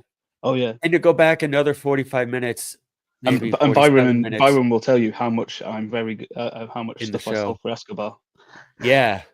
No, we'll talk after the show about Meve's broker side business. I just want to say, back we talked about when you won the women's world title at AEW, Mhm. but the show before that, when you were, I think it was a pay-per-view, and it was a stacked pay-per-view, and Casey was over at my house. We were so excited. We had the Thunder Rosa figure up on display by the TV. We're ready to root for you, and and the match was whatever match. I guess there wasn't room for it then, and then we were so disappointed because we were ready for the win then, and then we Yeah. had to wait till the cage match, and that was amazing too. But we were so bummed when you lost. Yeah. I'm reading now. Yeah, the Yeah. food bank stuff. It's all great. Anyway, you're Yeah, awesome. I Thanks mean, for coming on we the used show. to do a lot of stuff. So I mean, I'm still figure out what I'm gonna do in the next couple weeks with everything that is happening in the community. So hopefully, I'll figure it out. Oh yeah, But do you no, have any thanks for having Thanksgiving me. food drives to plug? I am going to the Salvation Army tomorrow because I'm gonna be ringing the bell for them, and then next week I'm doing a golf tournament that we're gonna You play help. golf? No, they just invited me. I'm just gonna go and Oh, yeah. be present. I don't know what I'm doing. I'm just gonna go and hang out What's with your my friend Brad. handicap? You just swing a stick at a ball. Well, don't worry about it. It's not that hard. I don't know. Make I her don't know. caddy. But Just hit it real hard and go. Yeah. What if you're the next Happy Gilmore? Go. Feliz Gilmore. I don't know. please whatever. no, but Tony and I were working with something for Yes, Christmas yeah. for the kids in Tijuana in Mexico City for the Boys and Girls Club with Yes. Jazzworks Boys and Mexico. Girls Club Mexico. Yeah, so we're trying to do something in there, and Please specify which Tony in the industry you're referring to, because Tony then people- Allen. So Tony true. Allen. because then the other guy will get the Say anything about Melissa and Tony, and it could be Tony Khan, Tony Allen, could be Tony Storm, could be Tony anybody. Ooh. Yeah, but we still trying to figure Siobhan. out what else I'm doing this month. But if not, I'll probably be volunteering. If I'm not going to Mexico to with my parents, I'm probably gonna be volunteering at a. well, we're figuring out. Thanksgiving. We're definitely figuring out what to do with how to help people with these situations that some of the benefits have snapped. So we're trying to figure out how to help people because it's just love it's Rebecca. really messed up. It's really Golf Yes. is the worst way to Rebecca. interrupt a long walk. Thank you, Rebecca. All right, here's the last question. From Lucha Underground to AEW Women's World Champion, you've done a lot. You've had an amazing career. You're one of the best veterans in the entire game at this point, and the entire industry stands to learn a lot from you. We all know that. You know that. Most of the industry knows that as well. My real question for you is this. What is left for Thunder Rosa to do? Is it singing? Is it doing musicals like the last match? Is it staying in Everything. the ring for another 5 years? Is it another Everything. championship run? What's left on the menu for you? Everything. Right now I'm just open to the universe and I'm calling for a lot of success. How is that gonna look? I don't know. I'm preparing myself for big roles. And I'm preparing myself to get back in the ring, which is important. I think this year 2026 is gonna be extremely important. I have to stay healthy for big opportunities to come in the future. What do they look like? I don't know yet. But for sure, my master's degree is coming. That's for sure. And some music is coming, and a documentary is coming. So there's a lot of stuff that we're working on. So it looks like I'm high, but I'm falling asleep. So I apologize. My eyes are really swollen. I know one other job for you as well is international relations diplomat, working in an embassy, because you're all over them. She spends enough That's time true. in them. I do. We have a lot of friends in high places, right, Tony? Alan? Yes, that's correct. Yes, we're trying to bridge the world a little bit because it's kind of broken at the time. So, yeah, that is definitely, in a sense, she is already an ambassador. So she just needs the actual title so that she right. can. Yes, but we're working on that too, / paycheck. Yeah, well, yeah, that would be good. But we're working on that too, as a matter of fact. So yeah, little by little, we get in there. Little by little. Well, thank you so much for joining us. Looking back a little bit at Lucha Underground, which has been a large portion of this show, we would not have made it to 200 episodes without you, and you have been our biggest and most important guest on this show. So thank you again for all the time that you've given us over the years. We appreciate it. The people who watch the show appreciate it. And please don't be a stranger. Come back anytime you want to, anytime you got something to plug, anytime you got something to say, or you just want to shoot the shit with me and the boys, because we love having you here on Mass Mats and Mayhem. Thank you so much, Thunder. Thank you very much. Thank you, guys. Ya duérmete, Have a good morra. night. Thank Yeah, you. I'm gonna go to sleep because my eyes are like so swollen. And we're going to quickly talk about a couple of other things, and then Eric Van Wagenen is coming up in a little bit. And then there was Well, what did you kick out, Byron? And Because Mel guys. left because I was trying to kick her off. okay, I just want to point out, you guys My story. make and I'm fun of sticking to like it. how old my face looks and this and that, and like I just want you to know that I use my wife's skincare company's anti-aging stuff I'm for still not product. used to this And wife so thing. if you're insulting my face, you're insulting her You livelihood. don't even drop the name. Give a good plug. No, I no, use No, it because I you guys are think- saying it looks horrible. We need a No, sponsorship. but I Justin. mean, I think at 65 that you do look 50. It's great. Tony, I'm gonna fight you. I think Tony is absolutely correct. And Tony's also, gonna win that fight. you do realize that I use the same product from your wife, Yeah. so that I will cancels call it a out. hate crime. No, Justin, between you have you and stuff I. in the mail. Justin, by the way, you have stuff in the mail. Travel size. Yeah. Yes. Right. Is it my Manscaped shaver, Byron, that you sent? I never got a completely Manscaped wrong shaver. They address? mailed it to the wrong address. Listen, guys, I do want Sucks everyone to anyway. see this Eric Van Wagenen stuff because it's amazing. If you are a fan of Lucha Underground, you've got to stick around. In a few minutes here, we have an amazing interview that we did earlier today with Eric Van Wagenen, who was the executive producer and showrunner. If you want some inside dirt on Lucha Underground, you've got to stick around and listen to this. But I got to give my pops and drops. Oh, my God. My pop of the week, guys.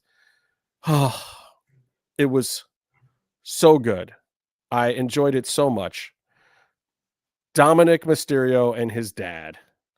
When Dominic delivers the line, when Ray is questioning him about, you really think you're the greatest luchador of all time? You think you're better than Eddie Guerrero? And Dominic says, you keep my father's name out of your mouth. Oh my God. I have not popped that hard at wrestling for months now. So there's nothing else to me that could possibly be a better pop. And there was some good stuff in wrestling this week. The Bandito Dorado match on Saturday, which nobody saw, by the way. Half the people in the crowd left because it was at the end of a long AEW taping. You know, it's on a Saturday night up against Main Event and like 10 other more important sports things. Nobody saw this match. I'm here to tell you guys, if you want to see the best match of the week, You have to go back and watch that match. It's so good. So good. But that's not even my pop of the week because Dominic just dropped the biggest bomb of all time. That's mine. Anybody else got a pop this week? Yeah, I got some stuff. Do you have 45 minutes? Jesus, oh my God, Lord. no. Okay, here I'm going to go super fast because Bullet I points. think my cold medicine ran out and I'm wilting like a flower. Everybody's sick So- now. Rebecca, wow, I love Rebecca. Okay, you're next to mine. I'm going to You can fight you after I stay. fight Tony. You can stay. Wow. Okay, so here's my You cannot comatose. come into my country. You're at the front of the line now. Oh my God. We got a bus My pass, fists Byron. are going to be so sore after this. My young fists, by the way. Anyway, You Pop, are young. Brittle Sid wrists. Justice is on the next DLC for WWE 2K25. Are you still playing that video game? If not, download it It's again. free at the minute. What is You've free? got Current the- one? if Anyway, you- the latest video, you've DLC, got the last free- DLC of this game, you get to play as Sid Justice, and there's also Jesse the Body Ventura, Mr. Wonderful Paul, Tito Santana, Junkyard Dog, also cool. Sid, you get to play as Sid in a video game. Sid That's what Udy? we all Like the wanted. Sid? We're all gonna what? Sid The Udy? Sid, The Sid. fist pump. Sid Vicious. See? Sid Justice. Sid Oh. Udy. That's Here it. now, here's the drop. The one whose leg did this thing in WCW when he jumped off the rope and did the big boot. That's Sid? That was Sid Vicious. This Sid Justice, I believe, is in the game. They're different people. Okay. So here's a drop. And you know what? what? Of the top 5 black wrestlers of all time, I Joker love the fact that or Farouk Sid? is just slightly higher than Ron Simmons. I kid you not. Ask any AI in the world to give you the top 5 black wrestlers of all time. Both Farouk and Ron Simmons will appear. That's bullshit though, because Farouk was like mid card at best. Farouk, awesome, right? But he was mid card at best and was there to put Did he Rocky get over, tag which was champion? great. Did he get It was put in the great. Max Moon gimmick as well after Conan? He might have. No, There was a few people that No, went through that gimmick, weren't there? probably. Matt, something. Damn! Yeah, but Ron Simmons beating Vader for the world title. Tell me you don't have that moment already playing in your brain. That's one of the most iconic moments of It wrestling. was before my time. bro. Anyways. Sorry. Drops another belt in AEW. If it looks cool, I'll like it. But also,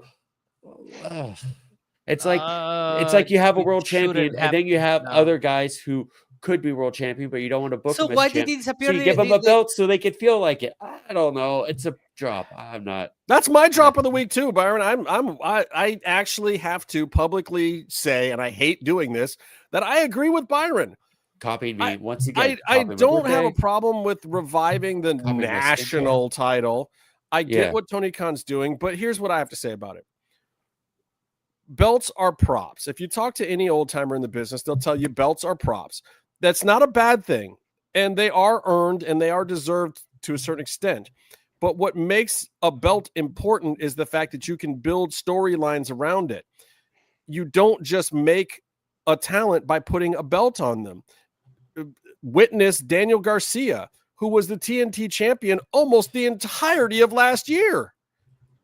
Nobody knew. I love Danny Garcia. Danny Garcia is a great up-and-coming talent. That belt should have done something for him, but just slapping a belt on somebody and not creating a storyline to go with it makes the prop useless. Yeah. So to Tony Khan, I say, okay, look, if you want to bring back the national title, I get it. It's a historic belt. TBS, TNT, the Turner Networks have a claim to that product. So we're going to do it, even though it's kind of a bastardization. NWA. Right. It's NWA, right? It's NWA. Yeah. NWA. But it was kind of world class and some other stuff. There's some room for Turner to have a national title, which, it is a bastardization. I don't know how Corrigan feels about this, but I'm sure we'll hear at some point. Yeah. But my whole point is, if Well, you're it's doing active. that, One is active. Mike Mundo Yeah. has it. Yeah. Yeah. And you have to make it mean something. And the way you're going to make it mean something is not just locker room feuds, not tough guys, not Mid-South classics with guys saying I'm better than so-and-so. We need storylines. We need reasons why these things matter.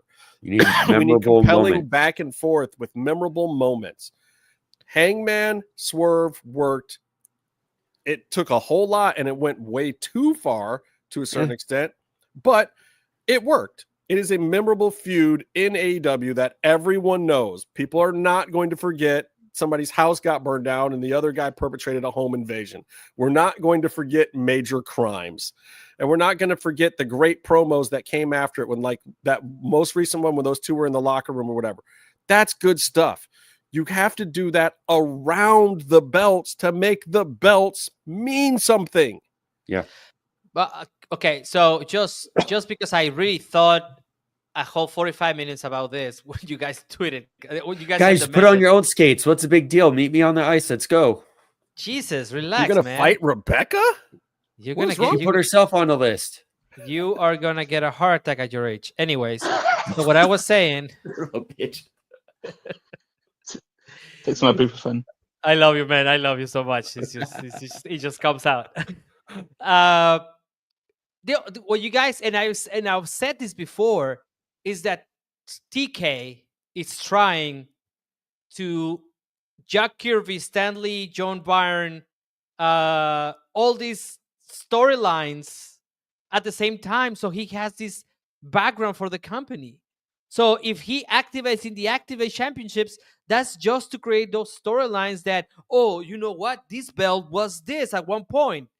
And in the sum of things, like the company is 6 years old. When it's 10, there's like, oh my God, this the lineage of this championship. It's insane. And it's just a couple of, a decade. And he has to compete with a 1,000-year-old because he has no other connections to it. Maybe CMLL.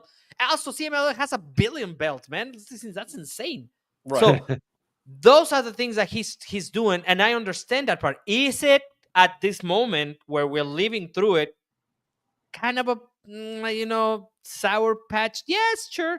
But eventually 10 years from now or like 4 years from now when we remember, remember that time what was it? The Continental Championship was the American Championship because MJF took it to Mexico and all that BS that happened. That's how I think he thinks. But I don't pretend to understand how he thinks. But even that's all what- that's a race now Yeah. because now that belt's been absorbed into the unified belt. It's yeah, crazy. but it's still the but, like, storyline of that. And if they ununify that belt, I'm going to be super pissed because then there's definitely too many belts. We can't have a national champion, an international champion, a continental champion, a TNT champion. I and want a a world regional champion. I want a Part of- Cascadia champion. Not to mention the ROH champion. Yeah. I want an A Ozark tag champion. champion, a Northeast Palace a champion, trios but champion, a six-man champion from ROH, a pure champion.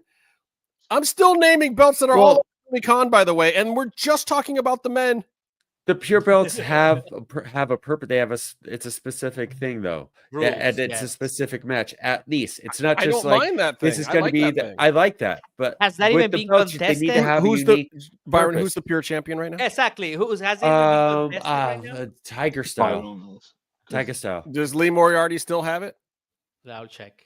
Maybe, probably. Okay, I'm just saying. Last I checked, he had It it. is him. Yeah. You know what? If he All does right. it, Lee he Moriarty should. still champion. Yeah. Great. But what was it? What was his also, last big feud with that belt? he just fought someone on the RH pay-per-view, obviously.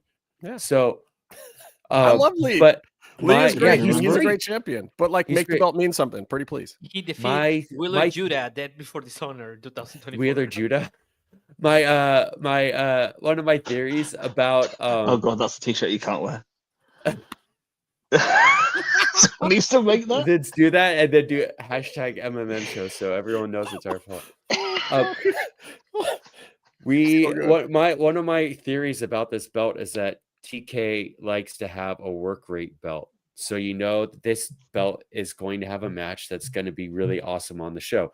I like that idea, and they did that with Orange Cassidy and the TNT for a while.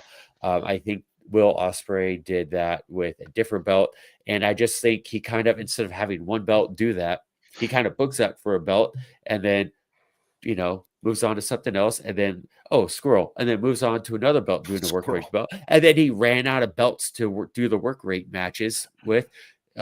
Also the whole show's work rate, but and then I think this new belt is going to be the next work rate belt, where you're going to have a 20-minute awesome match amongst all the other 20. Other than buying the belt, are you excited about this belt, Byron? Other than having It depends on the design, though. Well, yeah, let's see how it looks. Also, I think they're doing well booking it so far. But I'm not saying they're not starting off hot. I think he started off Right. hot with every single one of these belts. I think he's starting off hot with the women's Yeah. tag belt, and I love that Mercedes and Athena lost tonight. I think that was amazing. I popped. for Nobody that. was expecting that. I was not expecting great. that. It made I have it it- made I that have whole one more episode of drop. Dynamite good. Go ahead. I have one more drop, and then I can't breathe out of my nose anymore. I hear Uh, that. Well, So you have Levy the Dub's knocking on the Hangman. door. We got to do that soon, Byron. So you have the Hangman in a prior feud burned down a fucking house, right? He does that. He did most of these hardcore death matches, and then Samoa Joe pisses him off a little bit, and he goes, "Joe, if you fuck with me, I'm going to ruin your life." And then what does he do? He does the Tony Schiavone costume bit last week, That was so which good. was awesome. I loved it. However, It really got that's me. a- I did not. That's Yeah, that's a But it doesn't wrestling make gimmick. sense, is what you're He saying. did that, and he did a clothesline. This guy burns out fucking houses. I'm waiting for Hangman to go kick Samoa Joe's like wife in the face when she's out picking up her kids from school. That's the level he operates at. And this is your top baby face, by the way. Yeah, The arsonist impersonator who kicks women in the face. he's a Okay, cowboy. great. no, he hasn't. That's He what he hasn't, should be and this doing, is 'cause what's no making you crossed the upset line. with the storyline, is that he hasn't crossed the line into attempted murder again. That's who he is, and he threatened that. And then But it's he's a soft doing regular feud stuff. A at this clothesline. time. Okay, It's cool. not the feud that It's a soft feud. I like that. It's a soft feud with a hard R. It's a Kenny G feud.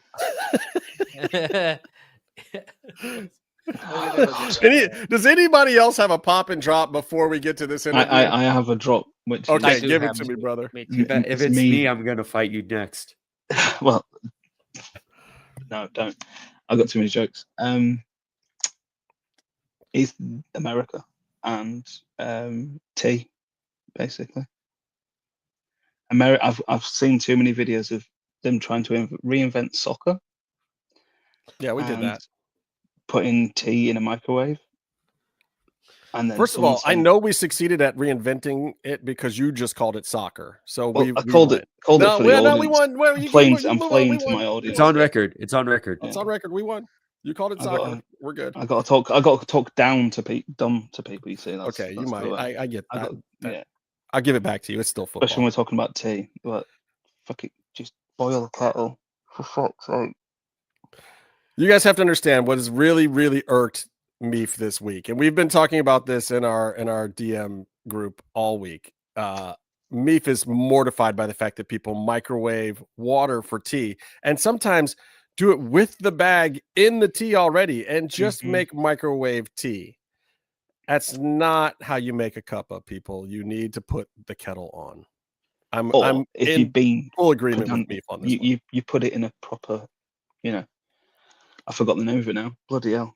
Teapot. Teapot. You put in a teapot, and then what you do is there's two ways you can do it. You can put the milk in first and then you pour it on top, because the whole idea is you don't want to burn the leaves, etc. Right. But we can get in. That's another story. Okay, so for like the first time ever, I asked for like tea with milk in the US. I got looked at like I asked them to make soup with milk, and it was I suppose it's because in America they do a lot of fruity teas and teas that aren't, or they have black tea, and they're obviously like you do tea which has a gallon of sugar in it and lemon. To be fair, I don't think that Meef called Foster's beer. He called it Australian for beer. Yeah, and also it's not beer. It's not beer. And in my defense, Foster's isn't beer. It's horse piss in a can. That Australia has as their national drink. I can't help that. All right, so okay. thanks everybody. Oh, you got one, Tony? Go for it. I got Get one. it in. Yes. Get your shit in. Get your shit in. Okay. All right. So the drop of the week for me is having WWE stars, and I know you're gonna complain already, Justin, but having WWE stars come to AAA shows and winning belts in the first Ugh. try. You know, this is what I like about CMLL. They the AEW people have to. I pay know, their but it was dues. Chels. Yes, bro, but not in Chels. my hometown. Not in my home. Okay. It's not where I was born, but this is where I live. So I don't know. I thought for real. I was like, oh, really? I was more Iguana's gonna irritated lose? that none of the AAA people got a win on the NXT pay-per-view. Like we're just bringing them in and jobbing them now. Like that doesn't See, that's a feel problem. good. They're not winning in either place. So Yeah, like the only how are we making this brand Look feel good. like something? Yes, This exactly. And is surely they learned from the NXT experiment because they did the same with NXT and TNA, and then they reversed it a little bit. I know, and but this it is became a really good like product. this is old Vince stuff, and I don't know why we're doing this. This is Exactly. Cross in suspenders and a skirt jobbing to Jeff Hardy. This is not okay. Like Yeah, no, this is we got to too build these much. people up better. Yeah, It's gone one step too far now. how do I want Iwana to be this popular character if you keep beating him in Monterey like that? God, that really pissed me off. That really They also looked at breaking up the Gazas in Monterey as well. Yeah. Oh yeah. I mean, at least they're getting a story. I kind of appreciate that part of it. Like I like the fact that these guys are getting a chance to act. They're getting a chance to work. They like working together. Whatever. We'll see. And but I don't disagree. I don't disagree, Tony. I'm gonna look. I like that Chelsea and Ethan won. I don't like that they won that quickly. I don't think they. I mean, I know Chelsea's great. Ethan, I actually personal stuff. I really like the guy. He was very nice a couple of times. When he didn't have to. And yeah, they're the right ones to do it. That's just not the right way to do it. Yeah, and besides, like you don't have the Mexicans lose in Mexico like that. Especially, I mean, Iguana is not from Monterrey, but he's from Sinaloa, so he's from northern Mexico. Come on, people, what are we doing? Like it just, anyways. However, you did win. My boy, a Starbucks coffee or a Starbucks order. El Grande Americano. He's my pop of the week. Just I don't even have to say why. That's just we know. If you know, you know. He's just good for you, my man. He is the man. Unfortunately, this will lead to his demise, and he will be fired within the next 3 years. I mean, we'll see. I don't know. He got away with the other one. Well, it depends. Yeah. All right, so. Everybody, thank you for sticking around. What we have coming up next was pre-recorded earlier today, but is amazing. If you are a fan of Lucha Underground, you have to watch this. Everything that you wanted to know. And honestly, there's a few things that Byron are like, oh my God, we need to talk to you even more about this.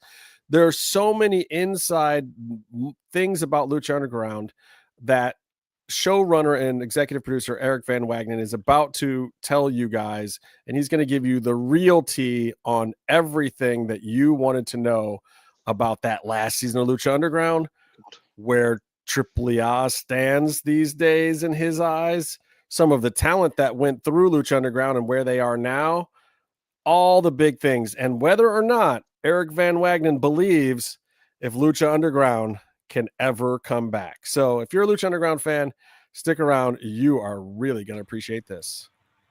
All right. This is the moment you've all been waiting for. You waited this whole episode. You heard us talk a whole bunch of stuff.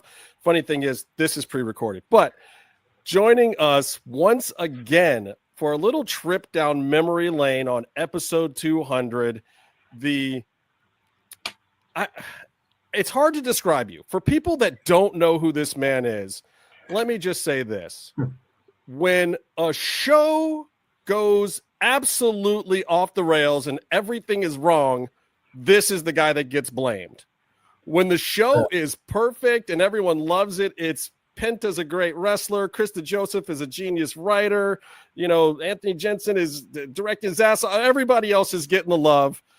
This guy will never get any of that except maybe here on this show. Ladies and gentlemen, the Lucha Underground showrunner and TV producer extraordinaire, Eric Van Wagenen. How are you doing, my friend? That's quite the introduction. Yeah, I'm a what, 10 years older, a little grayer, a little more wrinkly. But I've been married for 21 years, so I'm used to not getting any credit and getting blamed for everything. So it's kind of that is perfectly valid. Perfectly valid. So one of the reasons why I wanted to have you on, you were one of our best guests that we ever had on, and people didn't understand it. I remember the dirt sheets all the time would say all these things about Lucha Underground, and then we'd just ask Eric, we'd be like, hey, Eric, so is this and this true, or is this and this happening? And he'd be like, fuck no, it's not going down like that. That's the stupidest thing I've ever heard. Where'd you hear that? And I'm like, oh, it's going around and blah, blah, blah. He's like, I don't know why people would say those things. And I would say, well, hey, Eric, would you come on our show and talk about it? And he's like, yeah, sure, why not? It was you guys and Mike Johnson were the only ones that ever called me. And I was always like, oh, no, this is exactly what it is. And then they thought that was all bullshit. But, whatever. It's fine. Well, to be fair, taking this little trip down memory lane, it was super complicated. The entire Lucha Underground system of thinking was not what wrestling was prepared for at the time. Talent was confused. We were confused as fans. Sometimes you were making the show and you were confused. Yeah. Like you were the showrunner and still like who knew who the boss was from day to day? Was it Fogelman? Was it Rodriguez? There was like 6 billionaires that owned part of this. And my job was to make sure they were all equally unhappy. But somehow in the process of doing that, you made us very happy. So, but I want to hit you with a hard question first, because I always hit you with the hard questions first. Let's do it. Looking back on the history of Lucha Underground, do you feel like Jake Hager is the champion you wanted to leave that belt on when it was all said and done at the end of the day? And it's a tough question. And I like Jake. Let me preface this by saying at Ultima Lucha, the final Ultima Lucha, I spent an hour and a half just hanging out with him. I don't know why. He's from Perry, Oklahoma. He's from Perry, Oklahoma. He was an NCAA champion wrestler. I'm a big wrestling nerd, but it like American style, folk style wrestling. My kid did it. That was my sport growing up. So I have nothing but respect for someone from Perry, Oklahoma. But I think at the time, honestly, we thought we were getting another season. So I don't think that was, I think that was kind of a transition to set up the final push, which would have been the last season. But there was a lot wrong with that last season that just, it showed, the wheels started to come off. It started to fray around the edges. Every season was a contest between how much money can we take out of this and how much can we require, ask these guys to do as far as episodes, as far as production value. But the whole time, we were sort of like getting less and less money every time. And yet people looked at the product and thought, oh, these guys are made of money. It's kind of like why we left the temple, because the guy who owned that building was like, oh, fuck these guys. They got this TV show. They got 100 and something episodes. I'm going to ask for whatever I want to ask for. And we just, at some point we had to walk away because he wanted too much money. And talent was sort of like, hey, I've been playing ball with you guys, and you want to give everybody a raise, but you can't.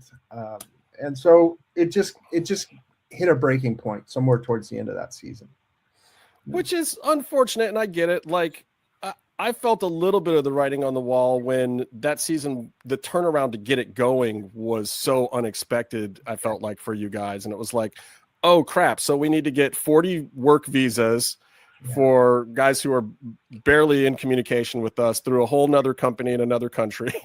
We need to get them up here. The first Trump administration, when visas and everything I don't think you could do the show now. I don't see how you could. It takes 3 times as long to get your passport renewed. And I don't even know how we would, in this political environment, get these guys, visas from Mexico. I don't think it's doable. It seems like it's pretty hard. I mean, it's like the people who are doing it right now, they're not doing it on any kind of timeline. Like there's a lot of guys who are all getting their visas, and AEW and WWE having partnerships with CMLL and AAA respectively is helping a lot. But I mean, there's still a whole bunch of AAA guys that can't come up here and work yet. Yeah, WWE is working on it. We had a start day and we had a wrap day, and it was like 2 months. And if it was even 3 weeks delayed, you missed the first half of the season.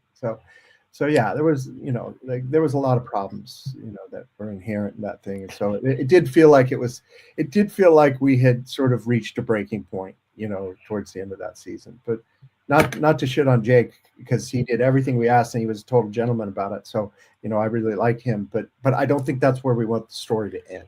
Right. And I think that is a little bit of the unfortunate thing. And we've been openly critical with you about some of the things from the last season in general. And a lot of people criticize like the whitewashing of Lucha Underground with certain talent. And we couldn't get people from Mexico into the country.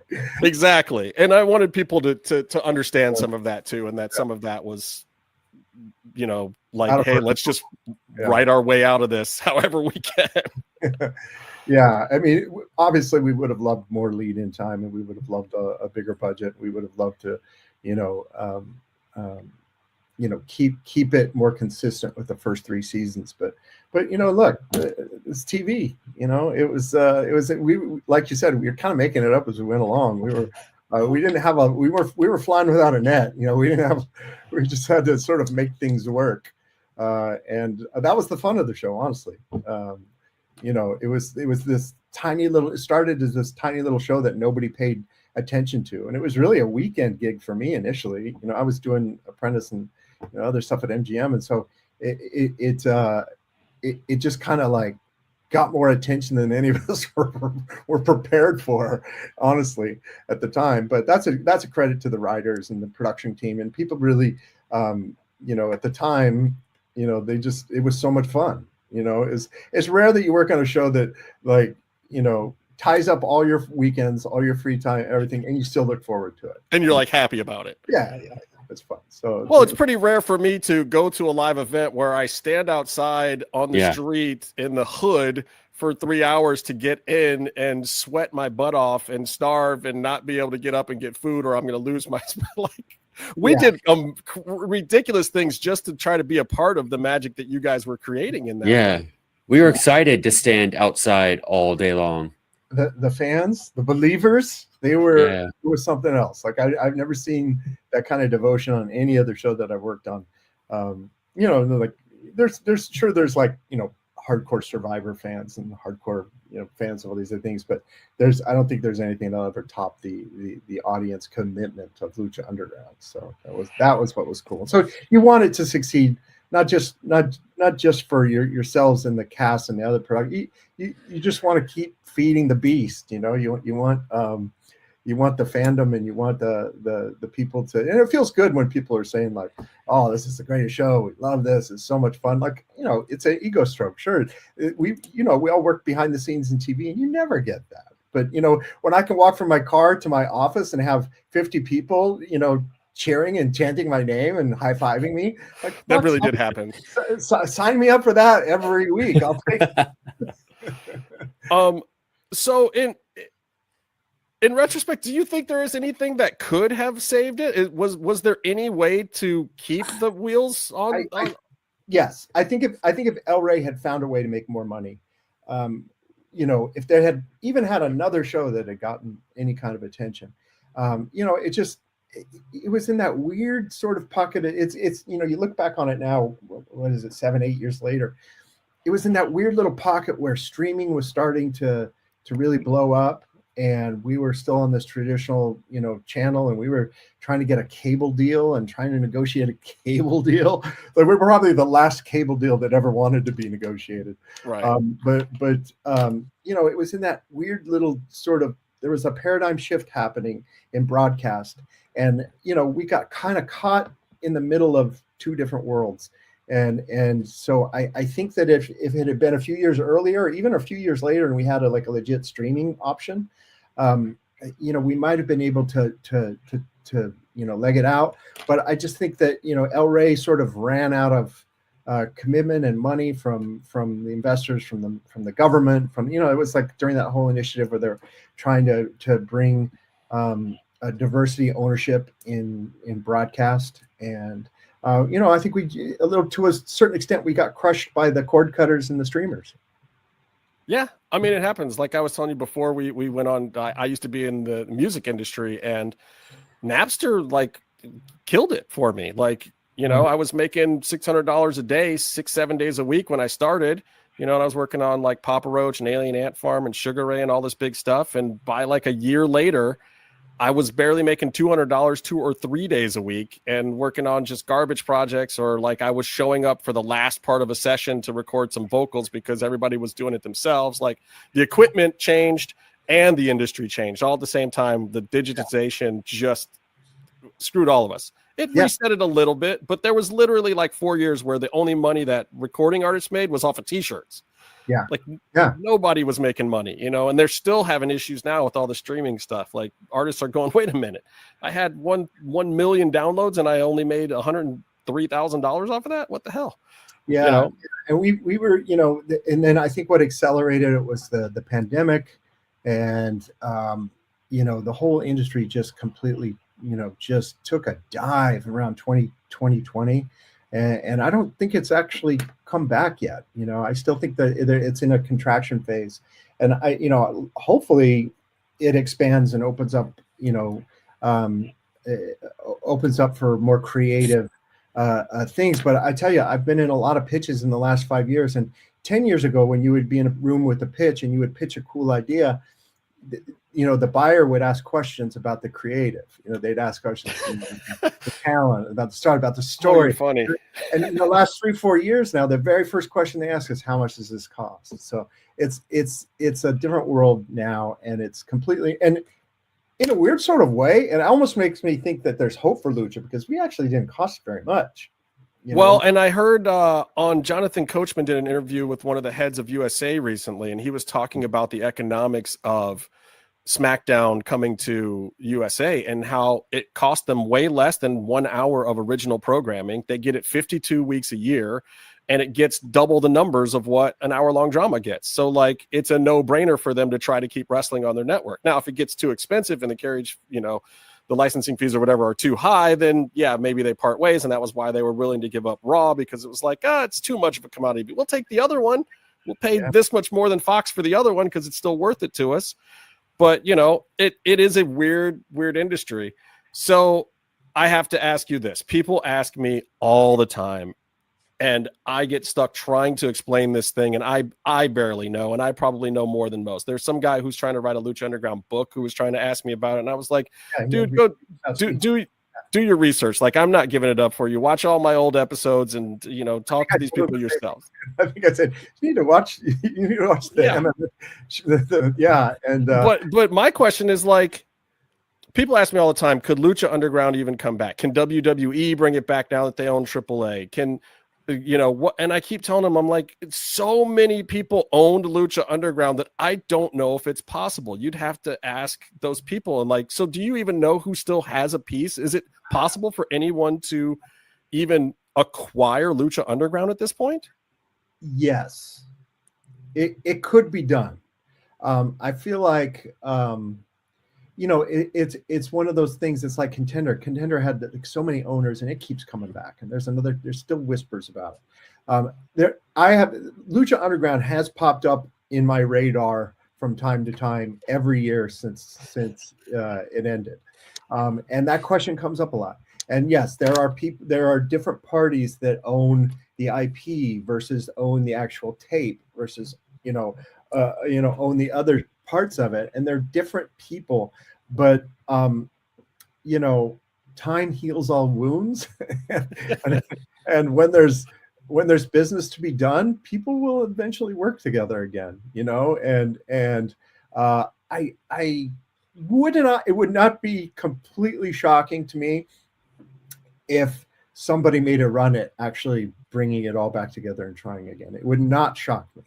You know, so I gotta imagine somebody over at WWE and TKO has at least thought about it. They got to be thinking, man, there's some cool footage there, like, because they don't have it for the library. Mm-hmm. They have the IP of some of the characters because they came from AAA, but they don't have the actual storylines and characters from Lucha Underground. But I gotta think somebody over there might be interested.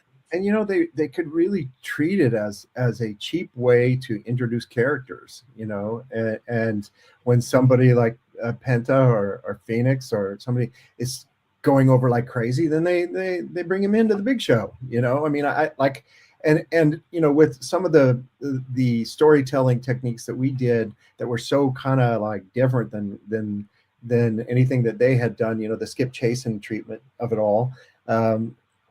Like that's a great way to bring a fan base. Like Penta came into WWE and everybody knew he was going to do Zero Miedo and everybody, right. Like everybody knew him, and it was not hard to get him over. So it was like, I also find that very surprising though, Eric. And I'll be honest, when you guys started, Penta was not the guy I was looking at. And I mean, even you guys have said that Phoenix was the guy that you thought was on the rise and whatnot. To us, Penta had already been kind of soiled goods in AAA. Like we were watching some of that stuff. He was feuding with Aussie Suicide at the near bottom of the card for like a year and a half in AAA. So we weren't expecting, like, I was excited about Drago coming in. I was hoping that you guys would get Wagner eventually, which you did. I was very excited about some of that stuff. I knew Tejano was a guy that was coming up. Like none of us were really thinking about Penta at first. And I think that really Skip Chasen, even more than DeJoseph, more than yourself, more than anybody, that first vignette made that guy. Yes. So he headed east, far east. That whole thing, right? Breaking people's arms. Yeah. That was, and you know what? It was funny about that because I had a whole like Chris and I kind of had like butted heads over this, and I was wrong on it. It was like I was like, wait a minute, we've got these guys from Mexico, and he's got this Asian theme going on. Like, what the fuck are we doing? Like like we can't have this Asian fighter faction. This is a Mexican show, and we kind of like we sort of went back and forth on it for a long time, and but it just I don't know. It is a testament to his like just charisma and his ability to just sell that character and really commit to it. And I mean, like shit, the stuff they were doing, I'd never seen it before. When they came in, like I'm sure that the two of them have been doing that shit in their living room since they were 5 years old. But I still just remember this shock the first time they had a match in our arena, and when they were doing these crazy flips and jumping off the office and doing all this stuff, I was like, who the fuck are these guys? Like, we just put them in because that's who we could get. Right. We were desperate for some AAA guys, and we got Drago and Phoenix and Penta and I think one other. I forget who. Aerostar? Yeah, Aerostar. That's all we could get that first week. And they just came in and blew everybody away. And it's like, okay, this is a horse we have. This is a horse we're riding. And look, it's all on them. They did it. Those brothers are crazy. That was their shot. They were bottom of the card over at AAA. They had nothing for those guys. And that's all Dorian would give us at the time. Right. He was like, we'll see what you can make out of my guys. We don't need these guys in the live. And like shit, man, they made the most of it. Like I'd love to say we were all geniuses and we spotted something and it was the greatest thing. And yeah, we all knew that they could work, but to come into that environment and that small and interact so personally with the crowds and to wrestle in a style that nobody had actually seen, like that's those guys. Like credit to them. So it's not a surprise that they're doing well even on a bigger stage. They deserve it. They're amazing. They're awesome. I love those guys. Okay, but here's where I do have to give you guys the credit. Okay. The Japanese women that you brought in. Oh, I love that. Oh, yeah. Are now like running the whole industry. and I would also say as a part of that, you guys brought in our good friend Thunder Rosa as well from seeing her at a show. And she had basically only really wrestled in Japan at the time. I met her at the exact same show. And it was DeJoseph and Marty called me and they said it was like a Friday and they say, we just saw the greatest female wrestlers from Japan and they're here one more day, please come down and see them. So Marty met me down there, Marty Elias, and on the Saturday, and we saw the three Stardom girls. We saw Thunder Rosa, we saw Mia Yim, who Yeah. I tried to get. She turned me down, and she had just signed a deal, so she couldn't do it. And then there was a few other women that were there that you would know that you'd seen around, but we kind of like focused on them, and we were like, holy shit, like they're amazing. Let's get them. And then I talked to the manager, and we, kind of went back and forth because they were coming to Vegas for, I don't know what the big Vegas show is. I forget, but it was a midweek show. And I said, look, can you just come a couple days early, and we'll tape on that weekend, and we'll put them up, and we'll take care of them. And we'll just 2 days. That's all, we'll just 2 days. That's all we need. And so it just freakishly worked out so that they were coming to America anyway, so we didn't have to pay for the trip, and we just had them come through LA, and we put them up for 3 days, and we tried to surprise everybody, but then they started posting pictures of cookies at Bodega Louie, and the fucking cat was out of the bag. But honestly, it didn't I've never matter. been to Bodega Louie. It's the cutest thing in the world, and it's full of Japanese girls taking pictures of the cookies. And so they started tweeting them out. I'm like, shit, there went our big surprise. Because one of you guys was like, we know who's here. Right. We already knew by the time but dude, we always knew. Come on. We knew so many people. But at the same time, we could have never anticipated what happened in the ring or what happened in those storylines, and none of us could have anticipated Thunder Rosa inhabiting that character, basically being a Mexican woman who was not a luchadora, who came up through the indie scene and then had trained in Japan, being able to come in and now inhabit this hooded luchadora gimmick. We could have never anticipated that. And also, we had to protect her for a month or so. She wasn't she had some rough matches the first few times. We kind of had to let her grow into it, and then she got confident and then took off from there. But it was that took a little development, I think. For her. But and kudos on you guys too, because it's like, crap, we have to start finding stars to stick under these hoods to make this feel like a Lucha Libre program, and she was one of them. One of the other people that I kind of want to ask you about now is Santos Escobar, aka Io del Fantasma, aka King Cuerno, as he was known in Lucha Underground. What do you make of his trajectory post Lucha Underground? And I know he was one of the guys that you guys were fighting with contractually towards the end, but there was no hard feelings, right? No, never. Like I was always happy when, I shouldn't say I was happy, but I was proud of these guys when they, I know what we were paying them, and I know what you can get at WWE. And so you can't fault them. These guys are married, they have kids. There's no way I can ever say, stay with us. Like I told Ricochet when he told me he was leaving, I said, look, I get it. Your dream was never to be the main event of Ultima Lucha. Your dream was to be the main event of WrestleMania. You got to chase it. I get it. Like we're happy to have you as long as we had you. And you're always welcome back. But we could only offer so much, and we were realistic about it. But with Fantasma and he was such a professional. He always was. And he was the guy that DJ used to always say, we're going to lose him to WWE. We're going to lose him to WWE. He said that on day one. He was like, we're going to lose him. We're going to lose him. We're going to lose him. We never really realized how good his English was in a lot of ways.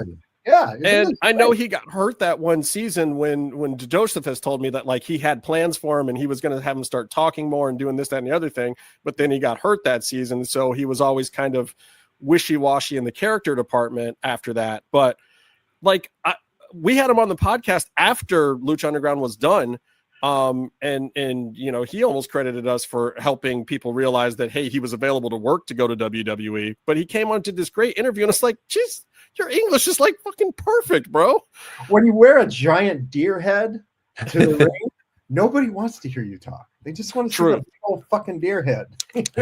No, who we didn't want to hear talk at the time was our boy Ricochet. We did not and I have given Trevor crap about it. I'm actually decent friends with him now. And I don't even know when he turned the corner finally, but this thing that he's been doing in AEW now is literally the best he's ever been. I think it's better than Puma. I think it's better than King Ricochet in Japan.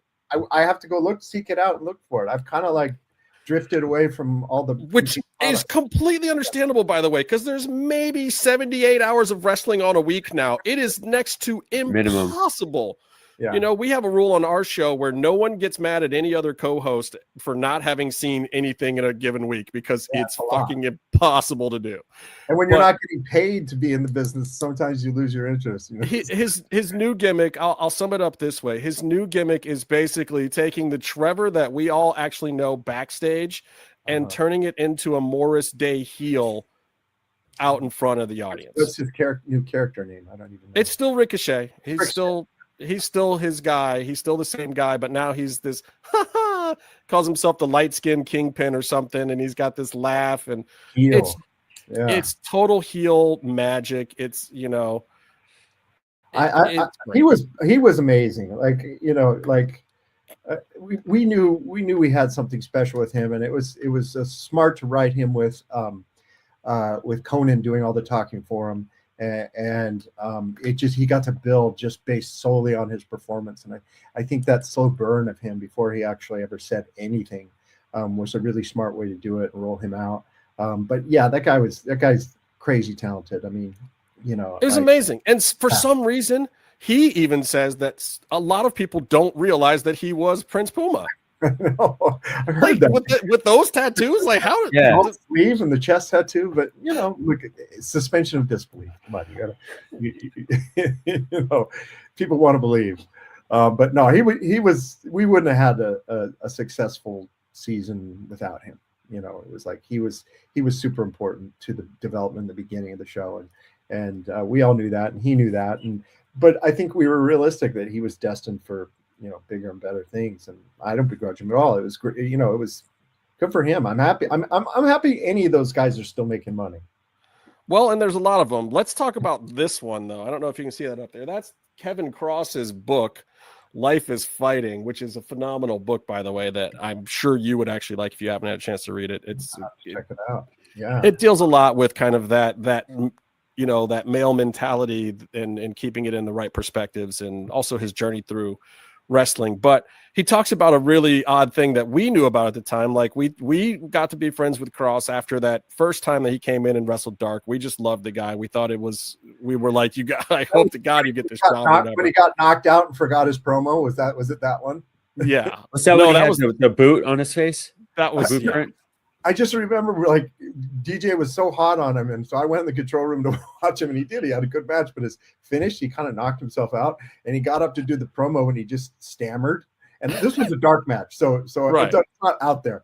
And he literally just shit the bed, like didn't say anything he was supposed to say, and ends up just kind of drifting off. And I remember looking at DJ and DJ going, "What the fuck just happened?" And we went back to check on him, and he had knocked himself out and just didn't even remember the finish to the match. So that's amazing. So, well, hey, look, at least he survived, and you guys did eventually bring him back. Yeah. So no, I mean, everybody loved it. And I'll tell you, that guy was such a pro. Like, he was the most gentlemanly, professional. Like, I knew he would fit at WWE. I knew he would get a toehold in there, because he's that guy. He's just he's a soldier, you know. He just yes sir, no sir, everything. Like, whatever you ask him to do, he would do. Like, he was impressive in his just sort of singular focus on being a good wrestler, you know. Which is part of why I was really surprised that WWE parted ways with him recently, especially after his merch sales were so through the roof. But I found that there's one story that I've always known about that a lot of people don't know about with Cross, is that he would have been on Lucha Underground TV a lot sooner, but you guys actually signed him and then let him go do a WWE tryout. And by then that season was done taping. So he didn't come back until season 4, right? Was when he finally got in. I honestly don't. I mean, I remember the gimmick he did. He did the White Rabbit, and that was season 4. Yeah. So yeah, he was doing dark matches all through 3, and maybe 3, and then you guys didn't put him into a role then because he was going off for the WWE tryout with your blessing. Yeah, 100%. Yeah, which was amazing. I mean, look, it's pretty. You have to be realistic. It's like, you got it. You know, these careers are short, and if you can come in and get WWE money for 3 of your 10 wrestling years, or however long you have, go for it. Like, you know, we'll help get you there. And as long as, you know, you give us enough time, enough notice, and enough creative sort of like off ramp, I didn't have a problem with anybody. You know, I was never one who were fighting contracts. We had so many people on the roster. If somebody had a better place to be, that just opens up a spot for the next guy. So you know, we had more people on the roster than we had space. I mean, we had a 1 hour show once a week. It's not a lot. Right. So you know, if somebody who was getting time wanted to move on, and you know, that left some space for the next guy. And so, like, I saw it more like that. You know, that you know, professional athletes, their careers are short. They have to monetize it as much as they possibly can. And I don't begrudge anybody who would do that. Byron, you got anything you want to throw into EV Dub before I ask my super important last question for him?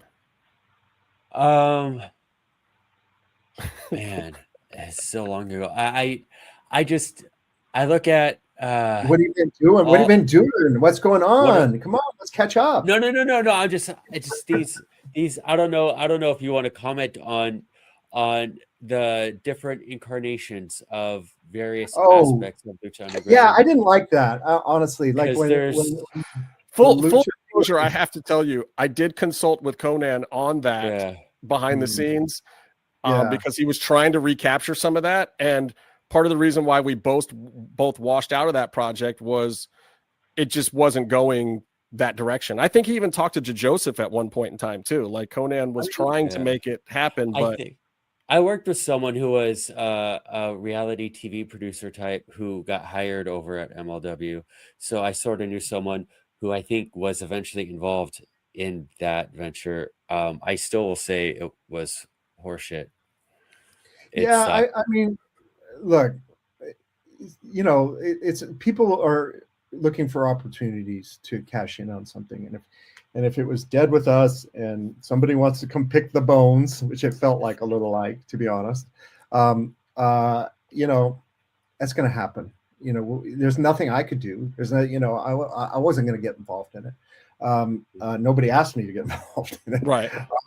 I didn't love it, to be honest. I thought it was kind of like, I thought it was cheapening the brand, you know. You know, they had the Dario character, and you know, like, Luis, get as much money as you can, Luis.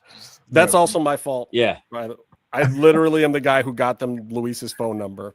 Okay. I didn't hire him or anything, but they asked, and they're like, money? Did he earn some good money? I hope. I think he's still doing it. He's still doing it. So it's doing something. I didn't even know they're still doing it. Honestly. He is still doing it in MLW. He is their figurehead heel boss in MLW, playing the Dario character with a different name.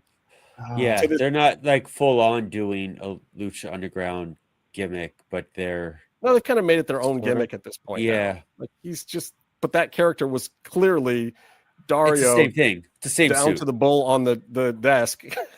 We wanted to call him originally Angel Ochoa was going to be his name, but Angel Ochoa is the Angel Wolf. You know, it was the sort of the dichotomy.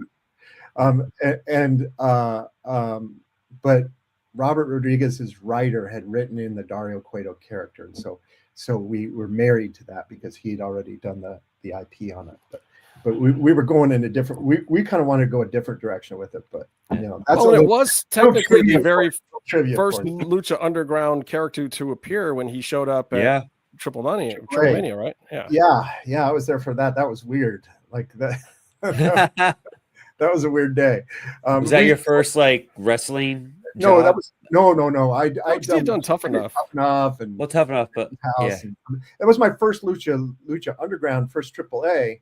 But you know, we saw so many people down it. That was it was Triple Mania in I forget 2014, 2013. I don't remember, but that's where we met Taya. That's where you know, we saw Drago. You know, there was a ton of guys. We saw what's his name? Adam Eros.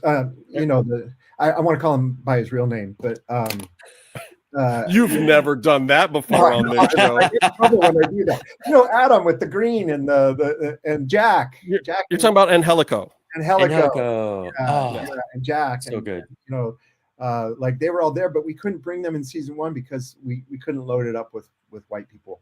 You know, that was sort of that wouldn't have been cool. You know, so we saw them and like, I'm going to put a pin in that guy. We're bringing him when we can later on. You know, that's kind of how we looked at it. Well, and Helico, another guy that if he wasn't made out of glass would have probably been the biggest superstar. That was so in heartbreaking. Lucha Underground. It was completely heartbreaking. Yeah. You know, you live by the dive, you die by the dive. Yeah, high risk. He is. That's how you know. It's how you know it's going to end. You know, it's like, you know, it shouldn't be a surprise to anybody that guy gets hurt. You know, he's too risky. Right. Well, and for the record, he seems very happy over at AEW, and he does a lot of he jumps on Spanish commentary quite a bit with them. Which is so odd having the South African guy doing the Spanish commentary, but it works. He's good. His Spanish is great. It's perfect. Yeah, and they're such guys were great. They were so fun. And he still wrestles on Ring of Honor all the time too. So yeah, his first match at the Temple, I would just remember being blown away. I just remember like that's one that I remember just going, "Who the fuck is this guy?" You know, and we, you know, I think he probably had his best run with us, but. You know, that's yes, like for popularity and for the legacy of who and what he is, it's Lucha Underground. Even the crossbody, come on, the crossbody. I was watching that the other day and I was mad because I was like trying to look at your Twitter or someplace where your account is gone or whatever, because I wanted to find some of the footage of those guys doing it that you had posted at some point in time. Like I have still be out there somewhere. I'll send it to you. I have one of the clips. He wants the one where you see what's his name's face. I wouldn't post it with his face in it. Where you had the editors blur it. Yeah.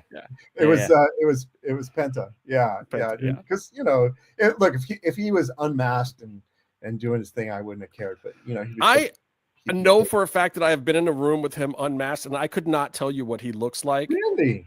I know what Phoenix looks like. I know what so many of these dudes look like and have hung out with them out of, you know, character. But for some reason, because he's so plain too, like he's such a normal dude.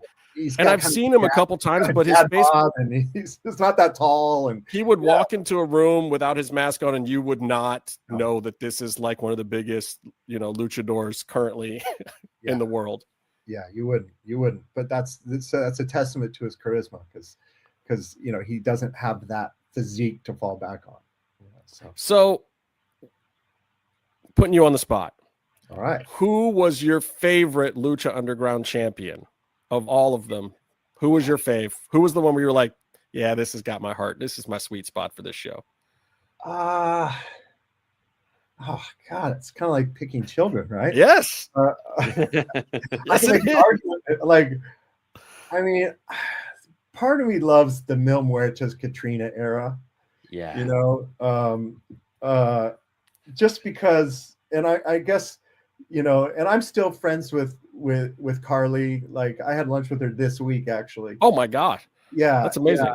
Yeah. And I still trade messages with Ricky and like I see him a lot at conventions and stuff, and he's still doing the gimmick, which is amazing. And you know, just that whole, you know, Haas big barrel chested luchador, like, you know, and when they took over the temple and they had the little throne, the skeleton throne and all that stuff, and they got to build to that whole, you know, that whole season built up to him losing it. Like that was like I think that, and that was, you know, season 2 where we kind of knew what we had. Like, I think that might've been my happiest time, you know, like where every shooting day was so fun and there wasn't a bunch of fucking shit happening and people being held at the borders. And, you know, it was like smooth and it was working and people were loving it. And like, I kind of remember that era being really, really fun and happy. You know, that was the most fun for me too, because that was when I started coming a lot more. I only came 4 or 5 times the first season.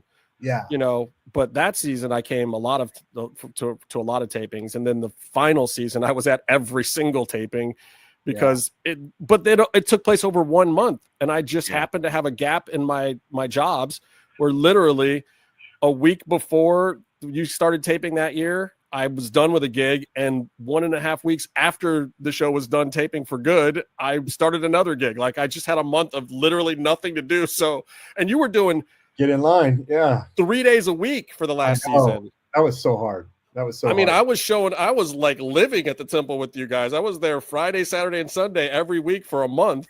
And my biggest regret for Lucha Underground is that AR Fox was hurt. Yeah. And the filming schedule was so short that there was just like he's there at the very beginning, he's there at the very end. His injury was only a 3-week injury. I think that season would have been a lot different if we'd had him the full time, because we didn't know when we'd get him back, so it was kind of hard to ride him back in. But he was set up to really take over the show, I think, based on what he had done at the end of season 3. And he was the guy that wanted it at the time. Like people don't necessarily know, like, you know, Swerve was kind of ready to get out from under the hood, and Puma was done with wearing a hood, and Thunder Rosa was kind of over wearing a hood. Take it, yeah. Yeah, you know, Marty the Moth was getting his chance to shine at the end, which was great. I almost said Marty at the belt, by the way, just because I have a sentimental attachment to Marty. I would say Marty, if it weren't for the fact that after he won the belt, he came outside and we were talking and I was congratulating him, and he goes to shake my hand. But what he does is he places his wet chonies in my hand instead and ribbed me with his nasty wet ball sweat. Good. So now I will never claim Marty as my favorite champion now, because that my hand is still soiled from that moment. F you, Marty. Good old Marty. I love Marty. Yeah. Utah boy. Gotta love him. Yeah. Last time I saw him, we were at Micromania in Vegas. We hung out. That was recent, right? Yeah, that was Mania this year. No, that was me and him in WrestleMania. He just got back from Abu Dhabi getting slapped around. I went to go see the Glow tapings in Vegas like a month ago or 3 weeks ago, because David McLean's a friend, and I helped pitch that show with him. And it's WoW, by the way. WoW is the new one. Glow's what the did old I say? one. Oh, I called it Glow. I meant WoW. I mean, David McLean's behind both of them, but yes, WoW is the current incarnation. WoW. I went to see the WoW taping in Vegas, and that was fun. I hadn't seen wrestling in years, so it was kind of fun to see that again. And I saw all the stuff for Mascarita Sagrado was there. Like people were saying, "Oh, we just saw Mascarita 2 days ago," and I didn't even know he was there.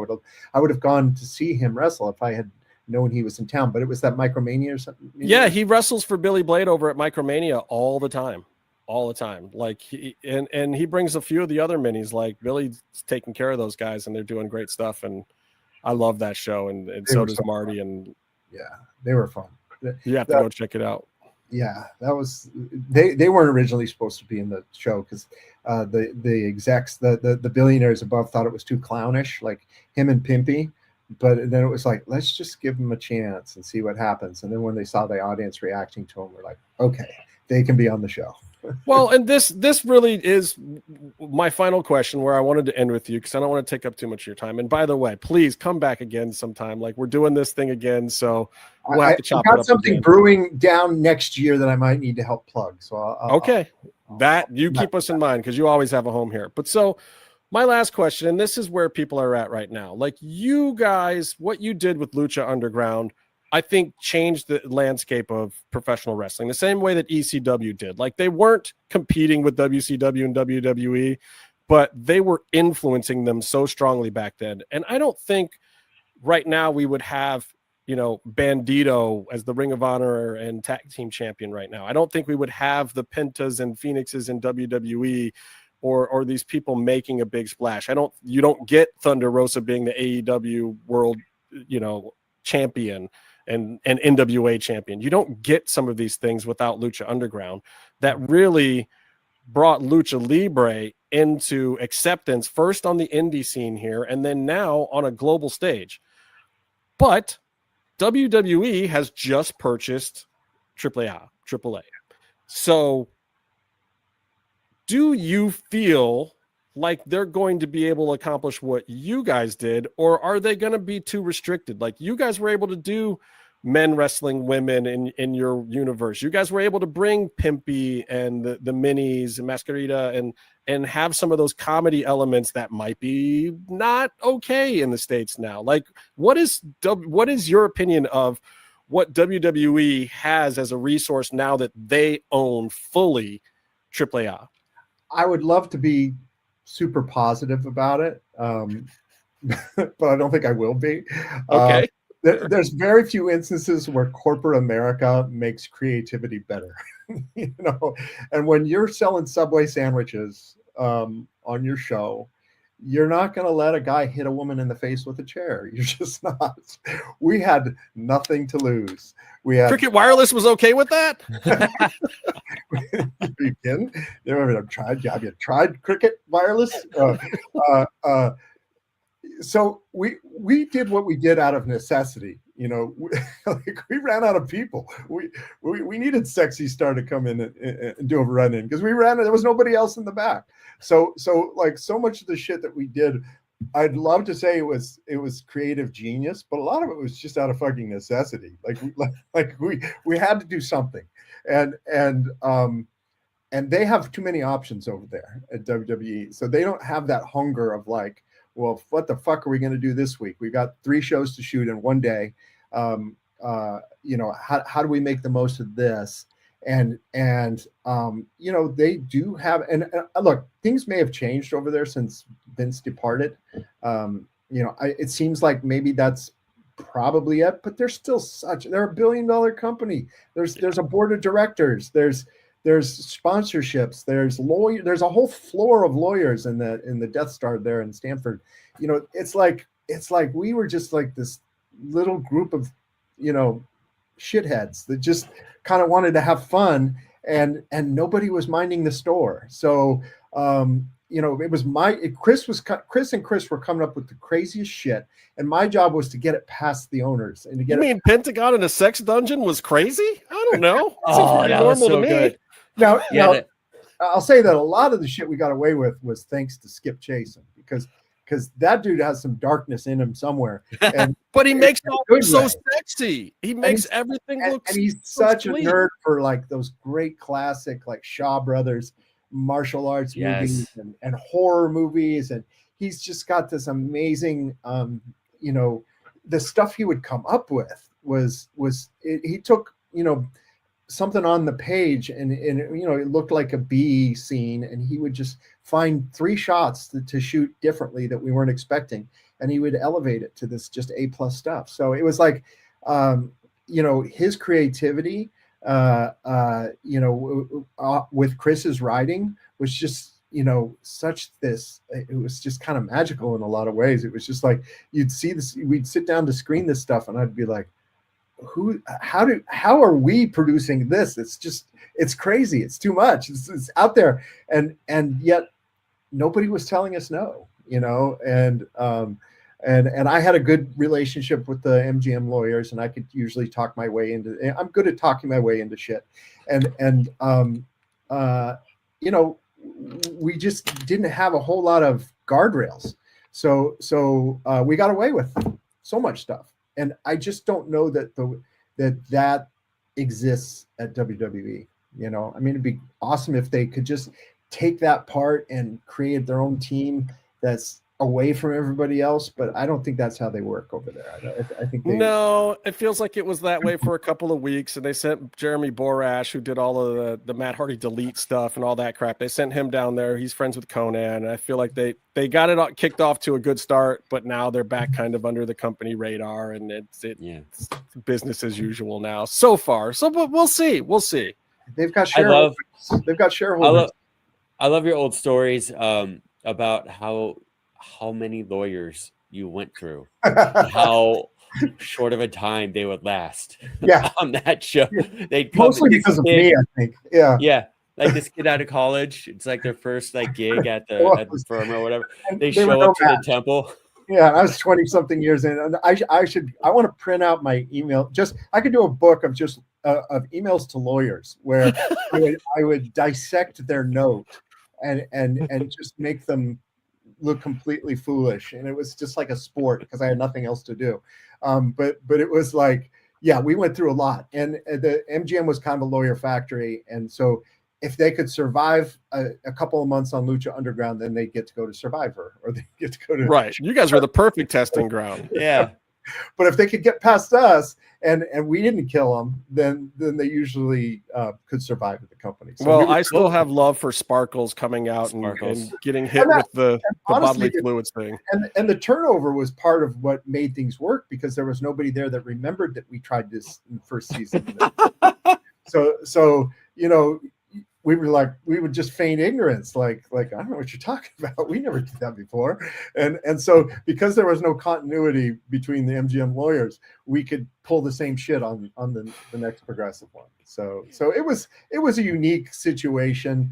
I love Mark Burnett, and he just let us do what we wanted to do. And it didn't get, he had so many other things to worry about that he was not going to be concerned with what this crazy. Well, he trusts you. You've made the guy a couple of bucks here and there. So let's just, a lot of people have contributed to building that company, but Mark knows what he doesn't know. And he is the best boss to work for when it comes to, okay, you've proven that I can trust you, and now I'm going to let you do what you do, and I'm going to stay out of your way. So he was that. It was great. Well, you've proven that we can trust you as well too. I love the Tough Enough stuff you did. I'm a huge fan of the Contender. No love for Legends House. Come on, man. I never watched Legends House. I never watched it. Oh, I'll be completely honest. I never watched it. Remember Brandon, your camera up? Yeah. I worked with him on Live Rescue. Yeah, he was great. Yeah. We'd wear wrestling shirts every day. We'd give the firefighters we filmed with, like, one guy's name was almost Jay White, so we called him Jay White anyway. We would just talk wrestling all the time. It was so much fun.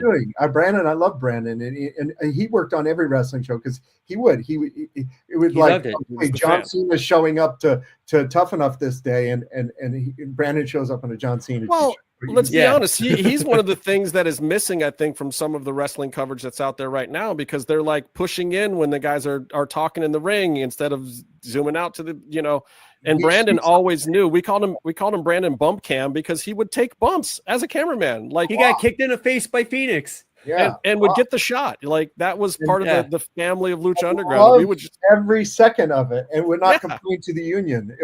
He was like, Brandon was the best. We could use 10 Brandons. He was fun. He was definitely fun. And, it was amazing. Well, again, I love all of your shows in this world. I hope that you get to do some more, things like this in the future, because we could all use another Lucha Underground in our lives. Not that we need more wrestling on television. Honestly, I don't know if we do. I think Bully Beatdown is ready for a reboot too. That's the one I think we need to put back. Let's talk to Mayhem. I talk to Mayhem all the time. He's doing great. Yeah. I love Mayhem. I haven't talked to Mayhem in probably 6-7 years now, but he seems like he's in a really good place now, and he is really damn entertaining. If you guys aren't following Jason Mayhem Miller on social media, follow that man. Give that man some love, because he is, and has always been, pure entertainment. It's just a little more sane now. He deserves a comeback. He deserves it. Yeah. Well, hey, you need somebody to work on that one. Call me up. I'll be the PA. I don't care. I'll work. Right. I'll work for you guys if you do something with Mayhem, man. Okay. But Eric, thank you so much for joining us. We appreciate it. This is what MMM Show's always been about. It was a show that was built on celebrating this man's work and his colleagues' work, and we're still doing it to this day somehow, almost 10 years later. I mean, Lucha Underground's almost 10 years old. I think 10 years old next month or something. And we had already shot 10 years ago. We were airing in 20, like we shot the first 15. We shot the first one in, was it 2015? September of 2015? Is that what it was? Yeah. Well, I know we're at over 9.5 years that we've been doing this show. So Lucha Underground's, probably over 10. I was 14. Yeah, it's been 10 years since we did it. That's for sure. Like, we were on the air 10 years ago. Yeah. It's crazy. Well, it's amazing to catch up with you. And again, anytime you want to stop by, you got something to plug. If you just were like, yeah, man, I was thinking about this thing from Lucha Underground, you know where to come, man. We always got you. Yeah, it's been a couple of years. Glad to hear everything's going okay. Appreciate you, brother. And thank you, everybody, for watching episode 200. And until next time, stay calm and stay in the mix.